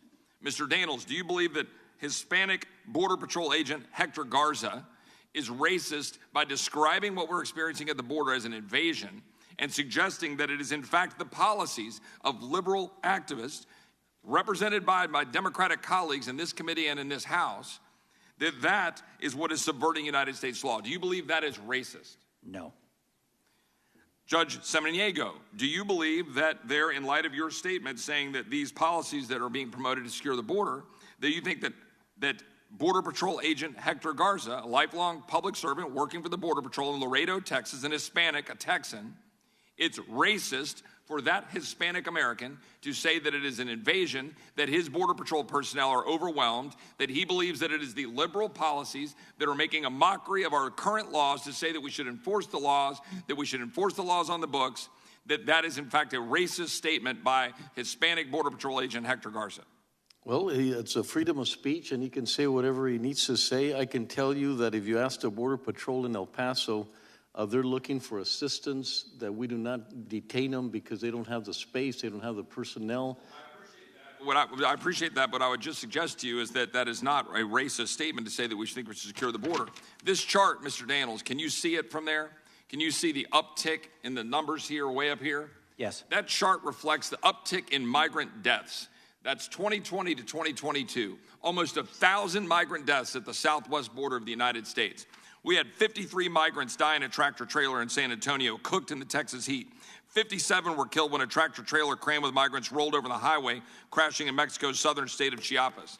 Ask me this, is it Christian for migrants to be treated like that and to die in tractor-trailers? Would anybody at this panel think it's Christian? Mr. Dunn, you go to church in Hays County. Is it Christian to allow migrants to die like that? This No. time has expired. It is not. Thank you, Mr. Dunn. Thank you. Before I call on you, I have a few articles that I want to read into the record. El Paso forced to bus immigrants out of town amid mass migration, from the New York Post. El Paso joins Governor Greg Abbott in busing migrants to New York City, from Texas Tribune. And El Paso looks like a third world country after Texas border city, from the New York Post. Without objection, I recognize the gentlelady from Washington, Ms. Jayapal. Thank you very much, Mr. Chairman, and I want to thank the witnesses, all of you, for being here. Mr. Dunn, I want to join my colleagues in expressing my condolences to you and your wife, Janelle, and your family for your profound loss of Noah. For 4 years, Donald Trump pursued some of the most inhumane immigration policies as president.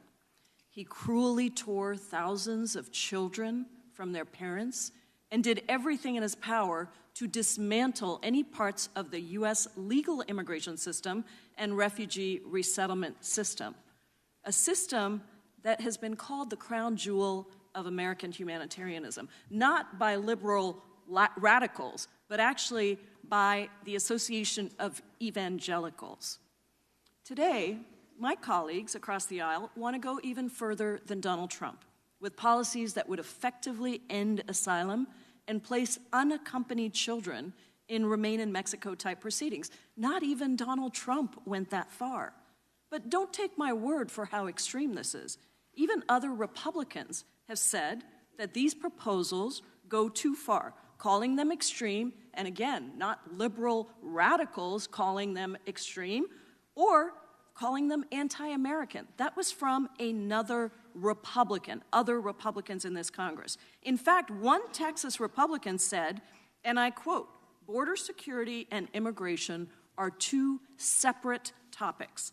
One can be for a strong border security presence that prevents terrorists, fentanyls, and bad actors from entering our country, and one can be for welcoming future Americans in through the front door." So here are some facts. Since Congress created the Department of Homeland Security in 2003, we have spent over $350 billion on the agencies that enforce immigration law. Federal immigration spending has surpassed what was promised in multiple immigration bills that would have reformed the actual system so that there are legal pathways for people to come to this country. But we know that throwing money at the border without also fixing the legal immigration system is not going to be successful. We have passed, in December of 2022, Democrats passed the fiscal year 2023 omnibus, which included $60 million to hire additional CBP officers and support personnel at ports of entry, and another $70 million to strengthen non-intrusive inspection systems that scan vehicles and cargo to disrupt the flow of drugs, including fentanyl, at ports of entry. Not one of my Republican colleagues voted for that legislation. In June of 2020, Congress passed the infrastructure bill, which included $430 million to modernize our ports of entry and improve CBP's ability to detect illicit drugs.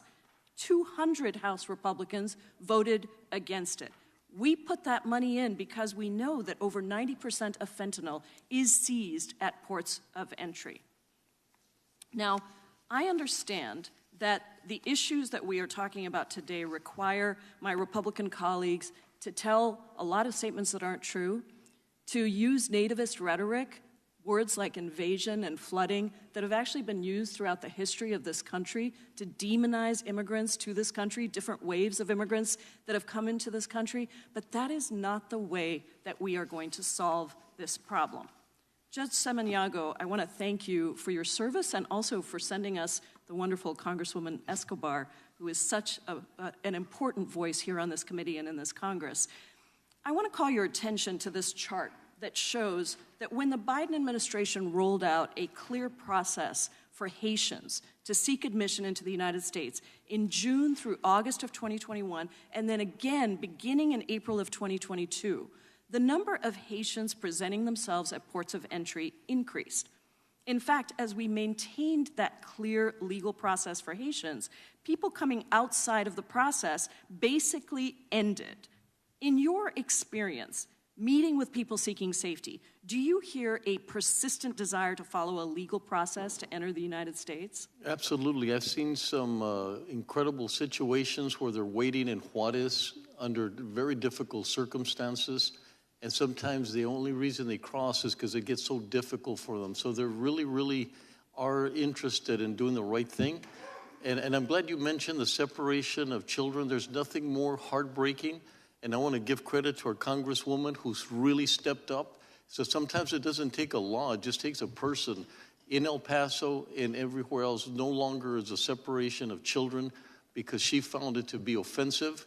She stood up for it, she's championed for that, and we no longer do that. And I think that's quite an accomplishment. Thank you. My time is yielded. I do ask unanimous consent, Mr. Chairman, to enter the following statements into the record.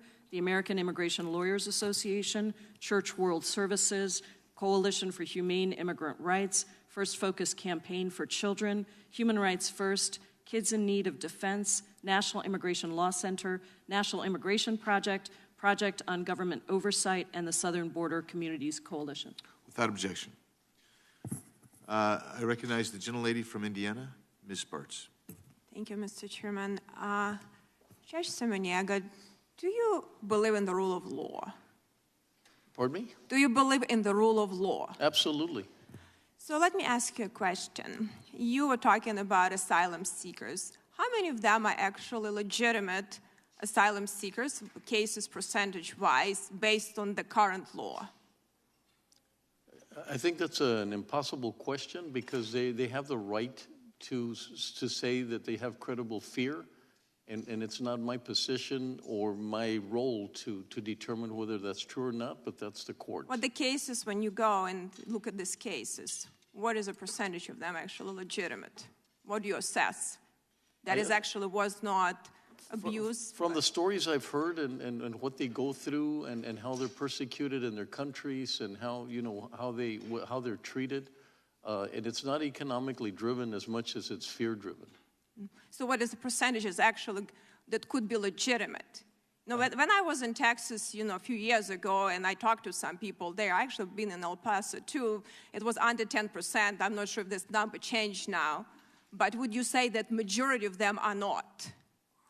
Well, I mean, you're asking for a non-objective. I mean, I can't. Okay, then let me question. If there are a lot of illegitimate cases, do you think it hurts legitimate asylum seekers that actually can be killed by their government? Well, absolutely. I mean, they're seeking to get away from their difficult situation, but I cannot tell you. That's up to the court. So do you believe that, and I agree with you that it shouldn't be where the court really should be doing it because we're delaying the process, and do you believe that have such a large number of people at the border doesn't allow us actually to help legitimate people that could be dead? Because we have some people that very desperate people, don't get me wrong. Life is tough in a lot of countries. There are a lot of things, that is real bad. But we have people really in a life and death situation. Do you believe to have such a scale of people coming to the border and maybe abusing the system and cartel take advantage of some of these people actually hurts legitimate people? Well, that's the broken system. I mean, we're asking, the system says you have the right to express credible fear. But the system should be checked at the border and should be go in the first port of entry. So there is a lot of abuses of the system. Do you believe we then need to tighten a little bit asylum procedures from our standpoint, that Border Patrol can do a better job, that we don't have to wait for a lot of cases that when they get to the court system? Do you think it's illegitimate?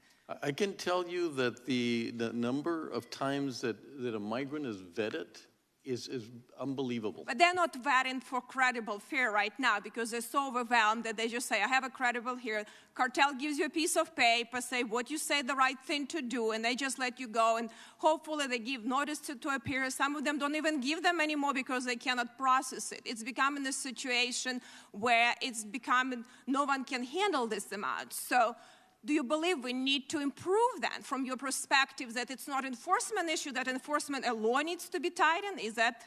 Absolutely, it needs to be improved, but I think you're not giving us a solution. It's not an easy solution for us to determine whether it is or it isn't credible fear, because the law says that if you express it, then we have to accept Well, at least we agree something the law maybe need to be tightened, because we're really hurting the people. Do you believe that cartels making so much money on desperate poor people that the message spread, they all come to the country, is really hurts legal immigration, but also it's really creating modern-day slavery, because these are desperate people. Do you believe that would be characterized like that? Well, what I've said over and over again is that if you stop the process, you help the cartels. When the process is moving, it's very difficult for them to do the things that they do. When you push them back to what is... You don't think all this money actually are helping them to empower them and control now almost the whole border with a lot of money, have better resources than our border patrol has? You don't believe it helping them? Because all of these people pay them a lot of money, and from desperate countries, they don't make enough money to pay unless they become enslaved by these people. I agree, but every time that the process stops, that's when they get abused, they get raped, and so there's people that legitimately can come into our country if we can help them process and get them quickly moving. Less likely with a cartel. And I think we need to work on that. Maybe we can at least find common ground on that. And what would you say, Sheriff, from your experience, what really needs to be done? And we have like a few seconds left to really find common ground to stop this insanity. I'll talk fast. I actually spoke with Secretary Mayorkas about putting judicial oversight at the southern border so they can address these asylum claims, these credible fear claims. As we know, the high percentage don't qualify under law to do that. Secretary Mayorkas stated, I 100%, that's a quote, I 100% agree with you, Sheriff, but we've seen no action over last year to get that done because we could address it at the border, not within our communities. Thank you. My time has expired. Thank you.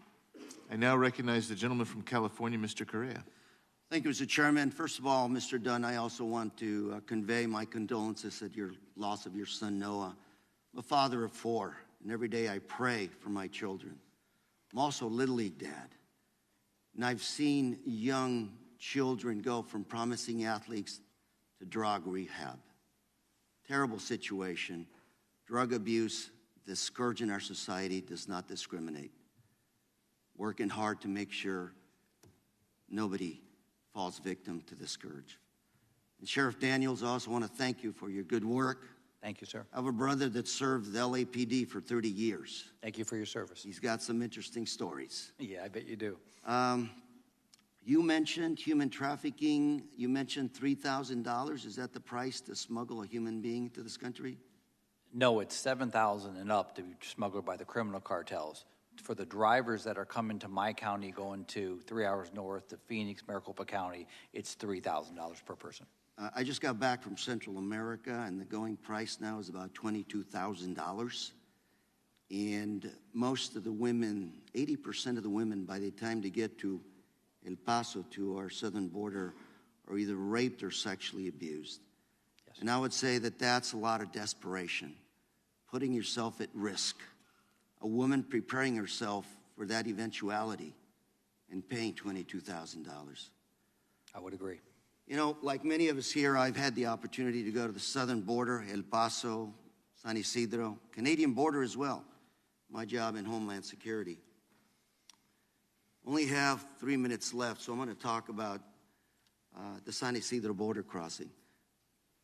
When I usually cross that border, come back to the U.S., I identify myself to the border agents, tell them who I am, ask them how's the day work going, and usually get average answers. One day, agent told me, look behind you. See all those cars? I said, yes. He says, they are essentially filled with Russian and Ukrainian undocumented immigrants. I said, it's new? They said, no, it's been happening for a few months now. Well, the Russian-Ukrainian war started. Those undocumented Ukrainians are now Ukrainian refugees.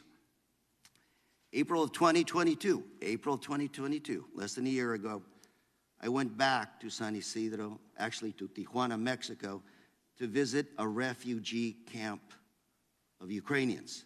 This is what I found behind me. Mexican government took a baseball field, turned it into a refugee camp. The Mexican police were guarding that camp to make sure those refugees were safe. American private and public donations poured in. Doctors, nurses, healthcare professionals came in from across the country to make sure healthcare needs were taken care of.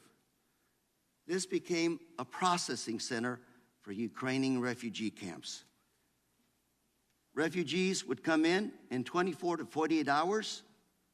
They would board a bus, be driven to the pedestrian West Crossing. Title 42 would be waived. They would get a parole status and walk across the border. This is an example of how you deal with the refugee crisis right here, ladies and gentlemen. This doesn't look like El Paso. This is the way you address the refugee challenge. The Biden administration, thankfully, is now working on implementing a similar program, parole program for Cubans, Haitians, and Nicaraguans.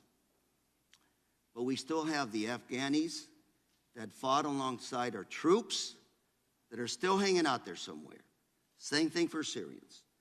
And Sheriff Daniels, I ask you those questions because it's an issue of incentives, folks. Very, very desperate individuals, you got to give them a reason to go through the legal process because they are desperate. And the refugee challenge is not just the United States. It's a worldwide issue. And the solution isn't just here. Our neighbors, Canada and Mexico, have to be part of the solution as well. Under existing laws, this is the way you do it. I'm out of time. Chairman, I yield. Thank you very much. Thank you. I recognize the gentleman from Virginia, Mr. Cline. Thank you, Mr. Chairman. I want to thank the witnesses for being here. Mr. Dunn, our prayers are with you and your family for the loss of your son.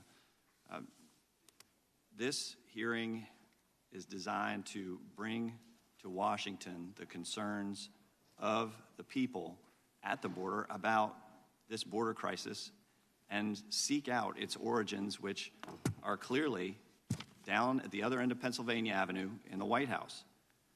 From day one, this administration has blatantly ignored U.S. immigration laws and policies designed to keep America safe. And after several visits to the border myself, it's clear we need border enforcement now.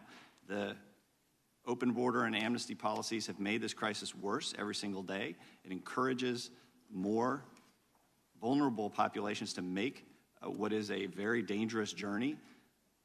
Americans should be outraged by the Biden administration's failed leadership. On January 30th, KFOX 14 in El Paso reported on Border Patrol reports in the article entitled Unprecedented Number of Migrants Reported in El Paso in the First Quarter of 2023. More than 64% of the migrants encountered during this time frame were single adults, some attempting to evade arrest and not seeking asylum.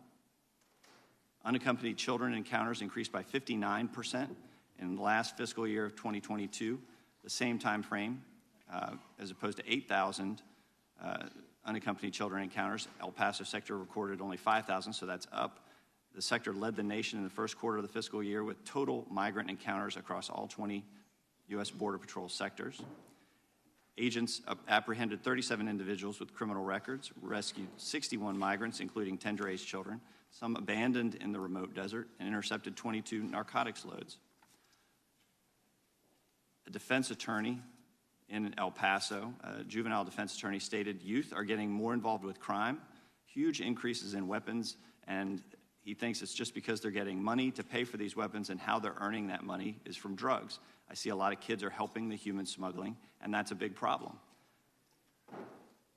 Although, Judge, you stated in your testimony there's no invasion of migrants in our community, nor are there hordes of undocumented immigrants.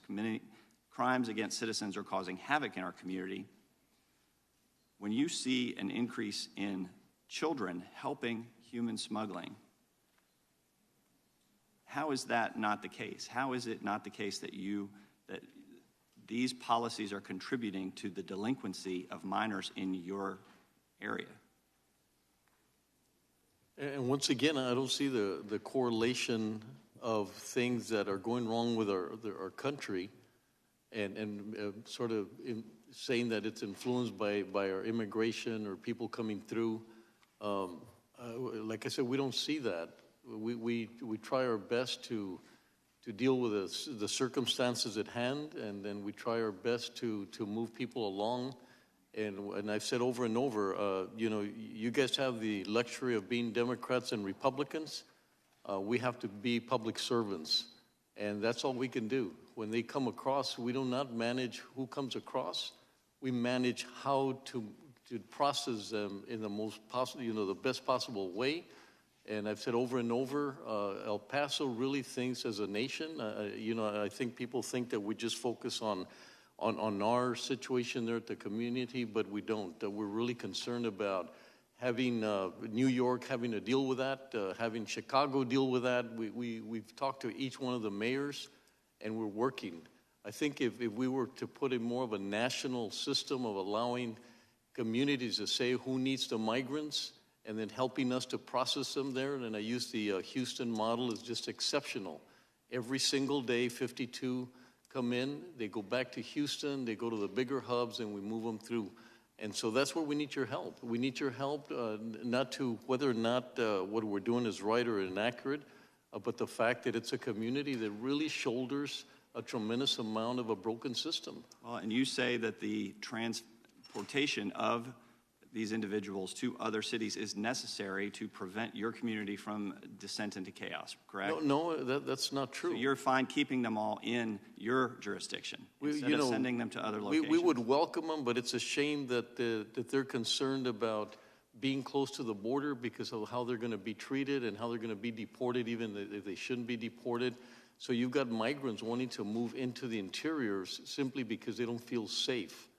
Even if they're here processed and legal. Once they're processed, they're legal in our community. And so, once again, I think we're helping the nation do the right thing. Gentleman's time has expired. The chair recognizes the gentlelady, Ms. Scanlon. Thank you, Mr. Chairman. Our colleagues on the other side of the aisle seem to have called this hearing to really promote fear-mongering or disinformation in order to justify a radical plan that would effectively shut down asylum to everyone.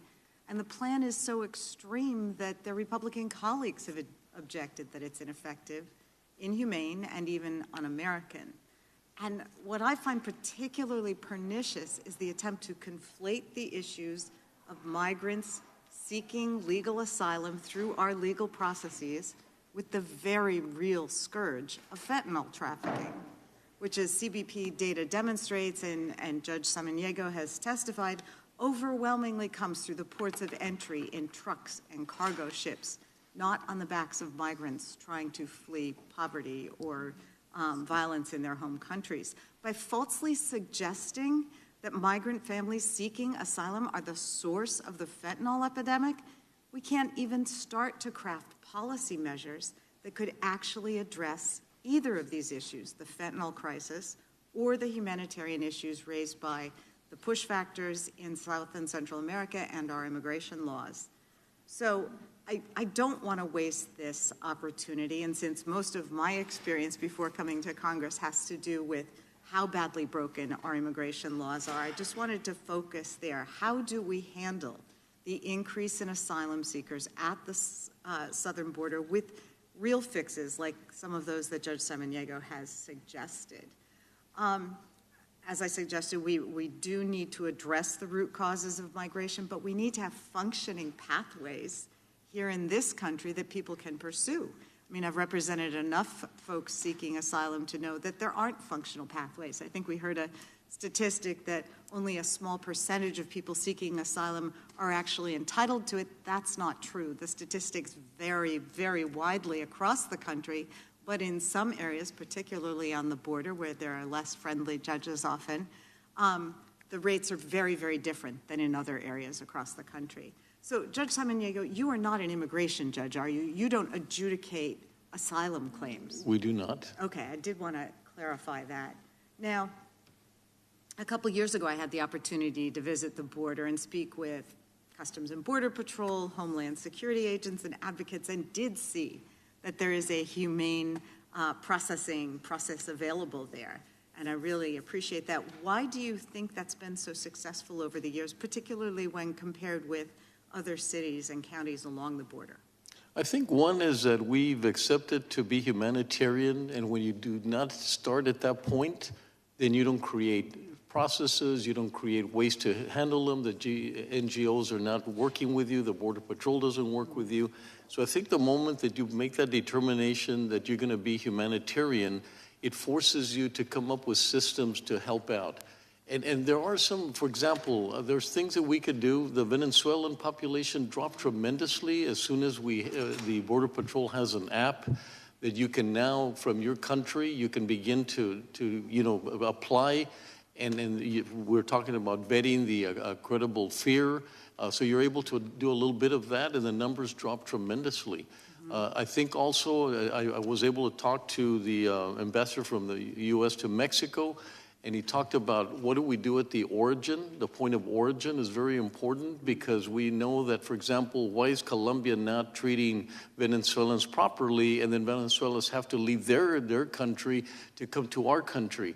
And so it's not just a pull that we have a push that we need to look at as well. And so, I think if we get creative, but I think once you start with the idea that you have to, it's safety, that we have to make sure that the economy is taken care of. El Paso was one of the strongest economies in all of Texas. We were one of the strongest. And so while we're dealing with the situation, we have to worry about the economy. So the economy, the safety, and being able to do the right things from a humanitarian. I think if you start from that premise, I think things are more solvable. If you start from the premise that you don't want them here, then what's the solution? Well, and I do want to pick up on that because over the past few months, Texas's governor has sent dozens of busloads of vulnerable migrants to Philadelphia, which I represent, without notice or coordination, which of course has made it more difficult for our willing city authorities to welcome those folks. But when you have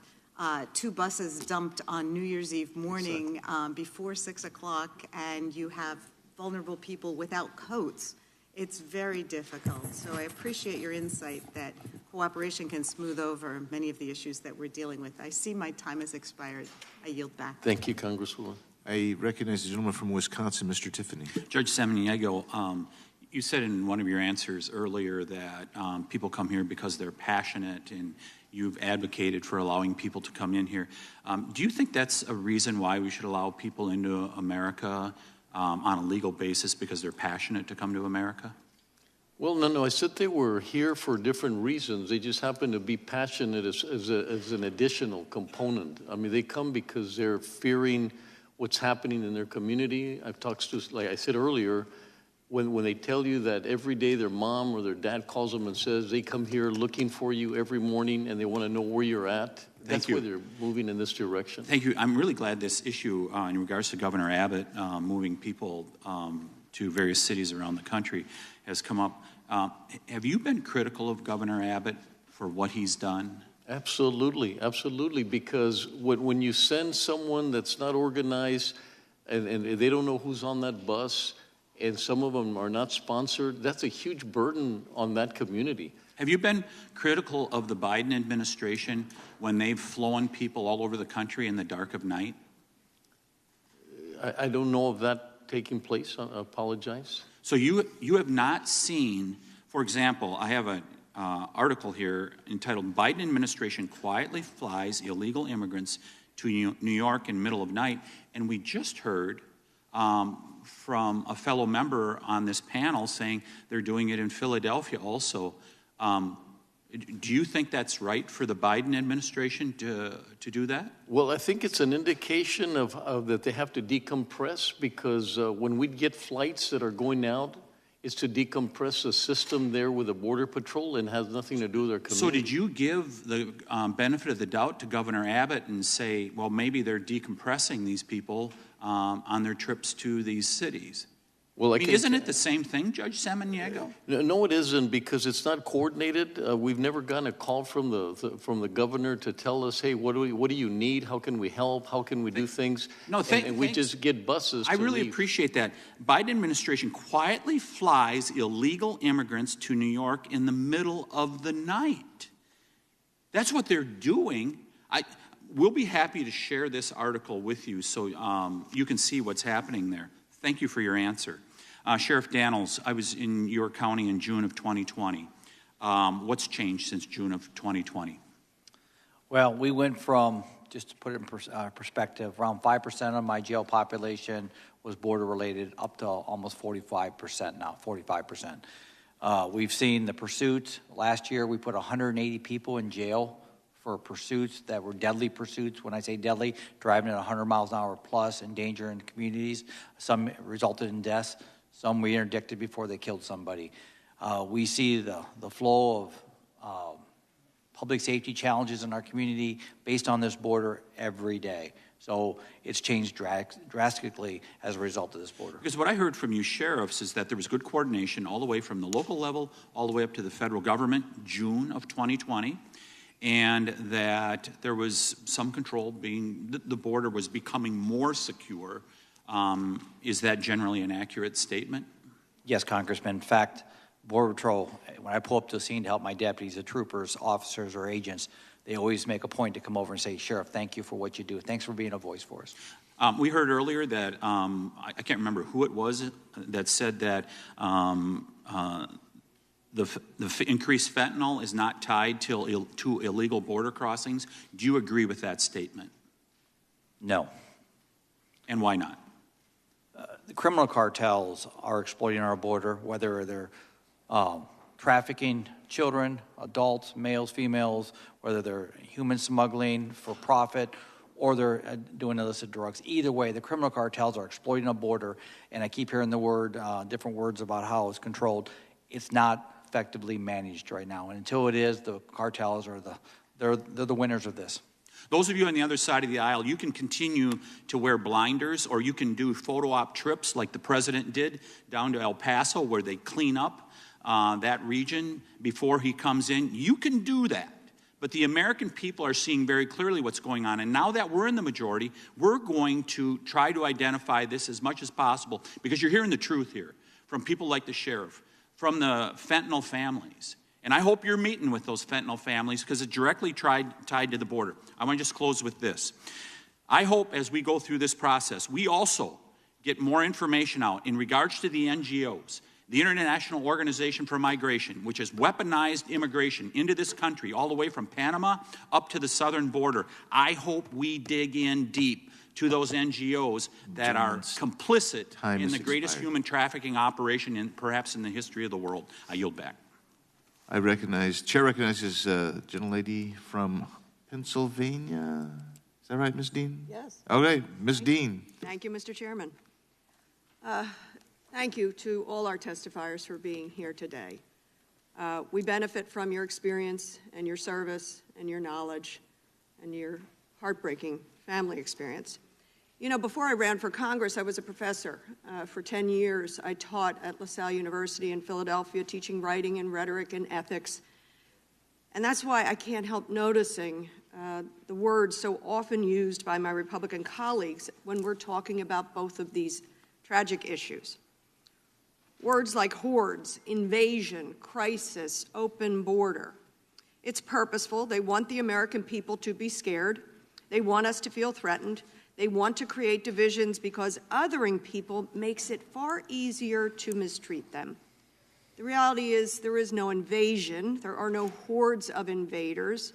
Our borders are not being overrun by dangerous criminals. But we do have a broken immigration system. At the same time, we are suffering with an extraordinary, deadly drug problem in our country. Mr. Dunn and Mrs. Dunn, Ms. Janelle, my extraordinary, heartfelt sympathy to you on the loss of dear Noah, poisoned by fentanyl, as you have written here in your testimony. My family knows a little bit about drugs and poisoning. But from a different perspective, my son is a recovering addict. And it is by the grace of God that he did not run into the deadly fentanyl that would have taken his life. But we must be able to talk about these things honestly and not conflate them, as my colleague just said. There's a difference between the facts and the rhetoric, between wanting to solve these problems or just trying to make people afraid of them. The fact is, 90% of fentanyl, heroin, and meth seized in this country is captured at ports of entries. Just about everybody who has spoken to us has said this. This means that drugs are being brought in through normal channels, not on the backs of families crossing at remote parts of the country. The vast majority I'm talking about. I'm sure it's not 100%.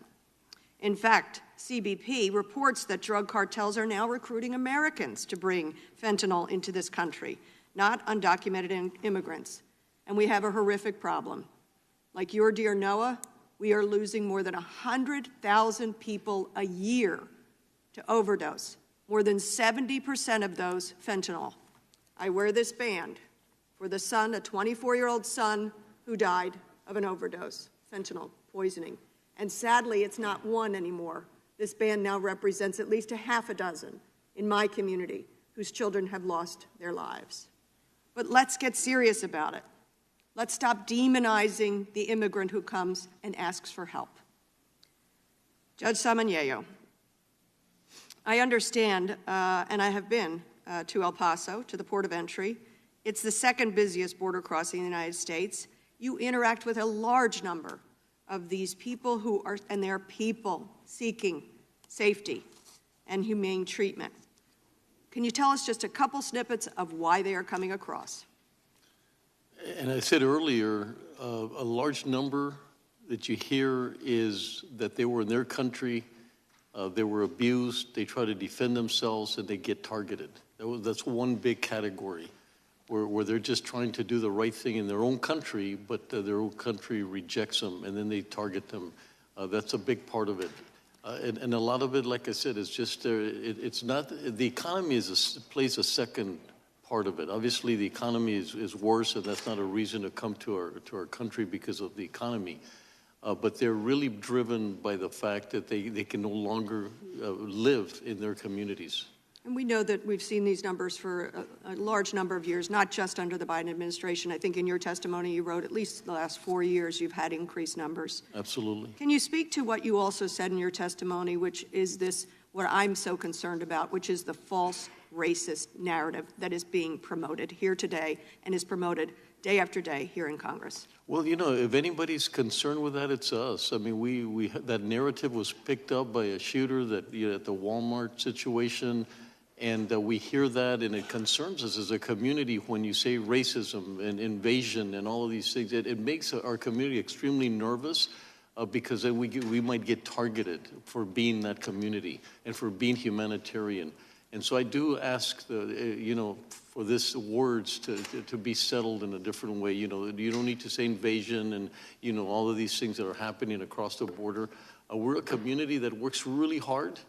We're very privileged with what we have, and it's just very concerning when we hear this because we don't know if we're going to be targeted because of these comments. And I know my time is up. I thank all three of you for your service. And Mr. Dunn, I thank you for your wish to educate people about the extraordinary dangers to our children. The gentlelady's time has expired.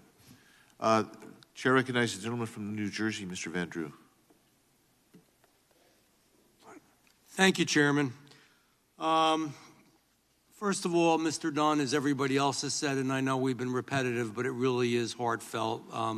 We feel for you as somebody who, I'm a grandfather, I'm getting older, and a father, and I can't imagine. I cannot imagine, and I will tell you, and I mean this sincerely, that I will pray for you and for your family. I don't know, sometimes I think the world's upside down, and the more that time goes on, especially recently, it seems upside down to me. So I have to talk about a few of the things that I heard my colleagues on the other side say, that, for example, this hearing was a show. The hearing's not a show. In order to determine how to effectively fix something, you have to study it, you have to learn about it, and you have to hear about it. And that's what this hearing's about. It's not a show, and it's also not anti-immigration. None of these Republicans, and I'm sure none of the Democrats, are anti-immigration. But we are anti-illegal immigration. There is a difference. There is the rule of law. I don't know where we've lost that, and that's what I mean by the world being upside down. The rule of law, that you follow laws and things happen in a certain way. And the other secret here that people sometimes don't want to talk about is no country that's ultimately successful for a long period of time has wide open borders. Yes, there can be border problems. America's had border problems. Many countries have had border problems. But nevertheless, you can't say that you can just have completely open borders. If that's true, let's just open our country completely to every single country in the world and say we have no borders, and as many people want to come here can come here, whether they're sick or not, whether they have other issues or not, whether drugs are coming in or not. And yes, drugs are coming in because the cartels are helping these people to get across and using them. And human trafficking is happening, and human abuse is happening. I'm sorry, Judge, but it is. And if you talk to people down there, I know the people you talk to don't see it and hear it, but the people that I do, and we're going to go again real soon, do see it and hear it. It's true. It's real. I kind of empathized with the Sheriff Dannels, when you spoke about Secretary Mayorkas, because I've had the opportunity to ask him questions a number of times when I was on the Homeland Security Committee, and the guy doesn't tell the truth. Nobody wants to say that openly, but I will. The guy's a liar. He does not tell the truth. And when he tells you he's going to look at something, he doesn't. When he tells you he's going to do something, he doesn't. When you show him a video of terrible things happening, once it was a video of a young officer actually saving somebody's life that was drowning, and they found out that it was a drug dealer whose life he saved. By the way, the officer died. That's the truth. The truth is we have a problem. And the truth is that we need borders that are effective, and we need borders that are sealed. And the truth is, it is Biden's. I'll be the partisan one here. It is Biden's problem, because in 2 years it's radically changed. When President Trump put together a strong array of immigration policies at stemming the flow of illegal immigrant crossings, there was so much of a reduction. It was so much safer. It was getting better. It was working. And you know what? Legal immigrants don't like the illegal immigration. They don't want to be mixed into that. And his very first day in office, President Biden decimated this process. He ignored the experts.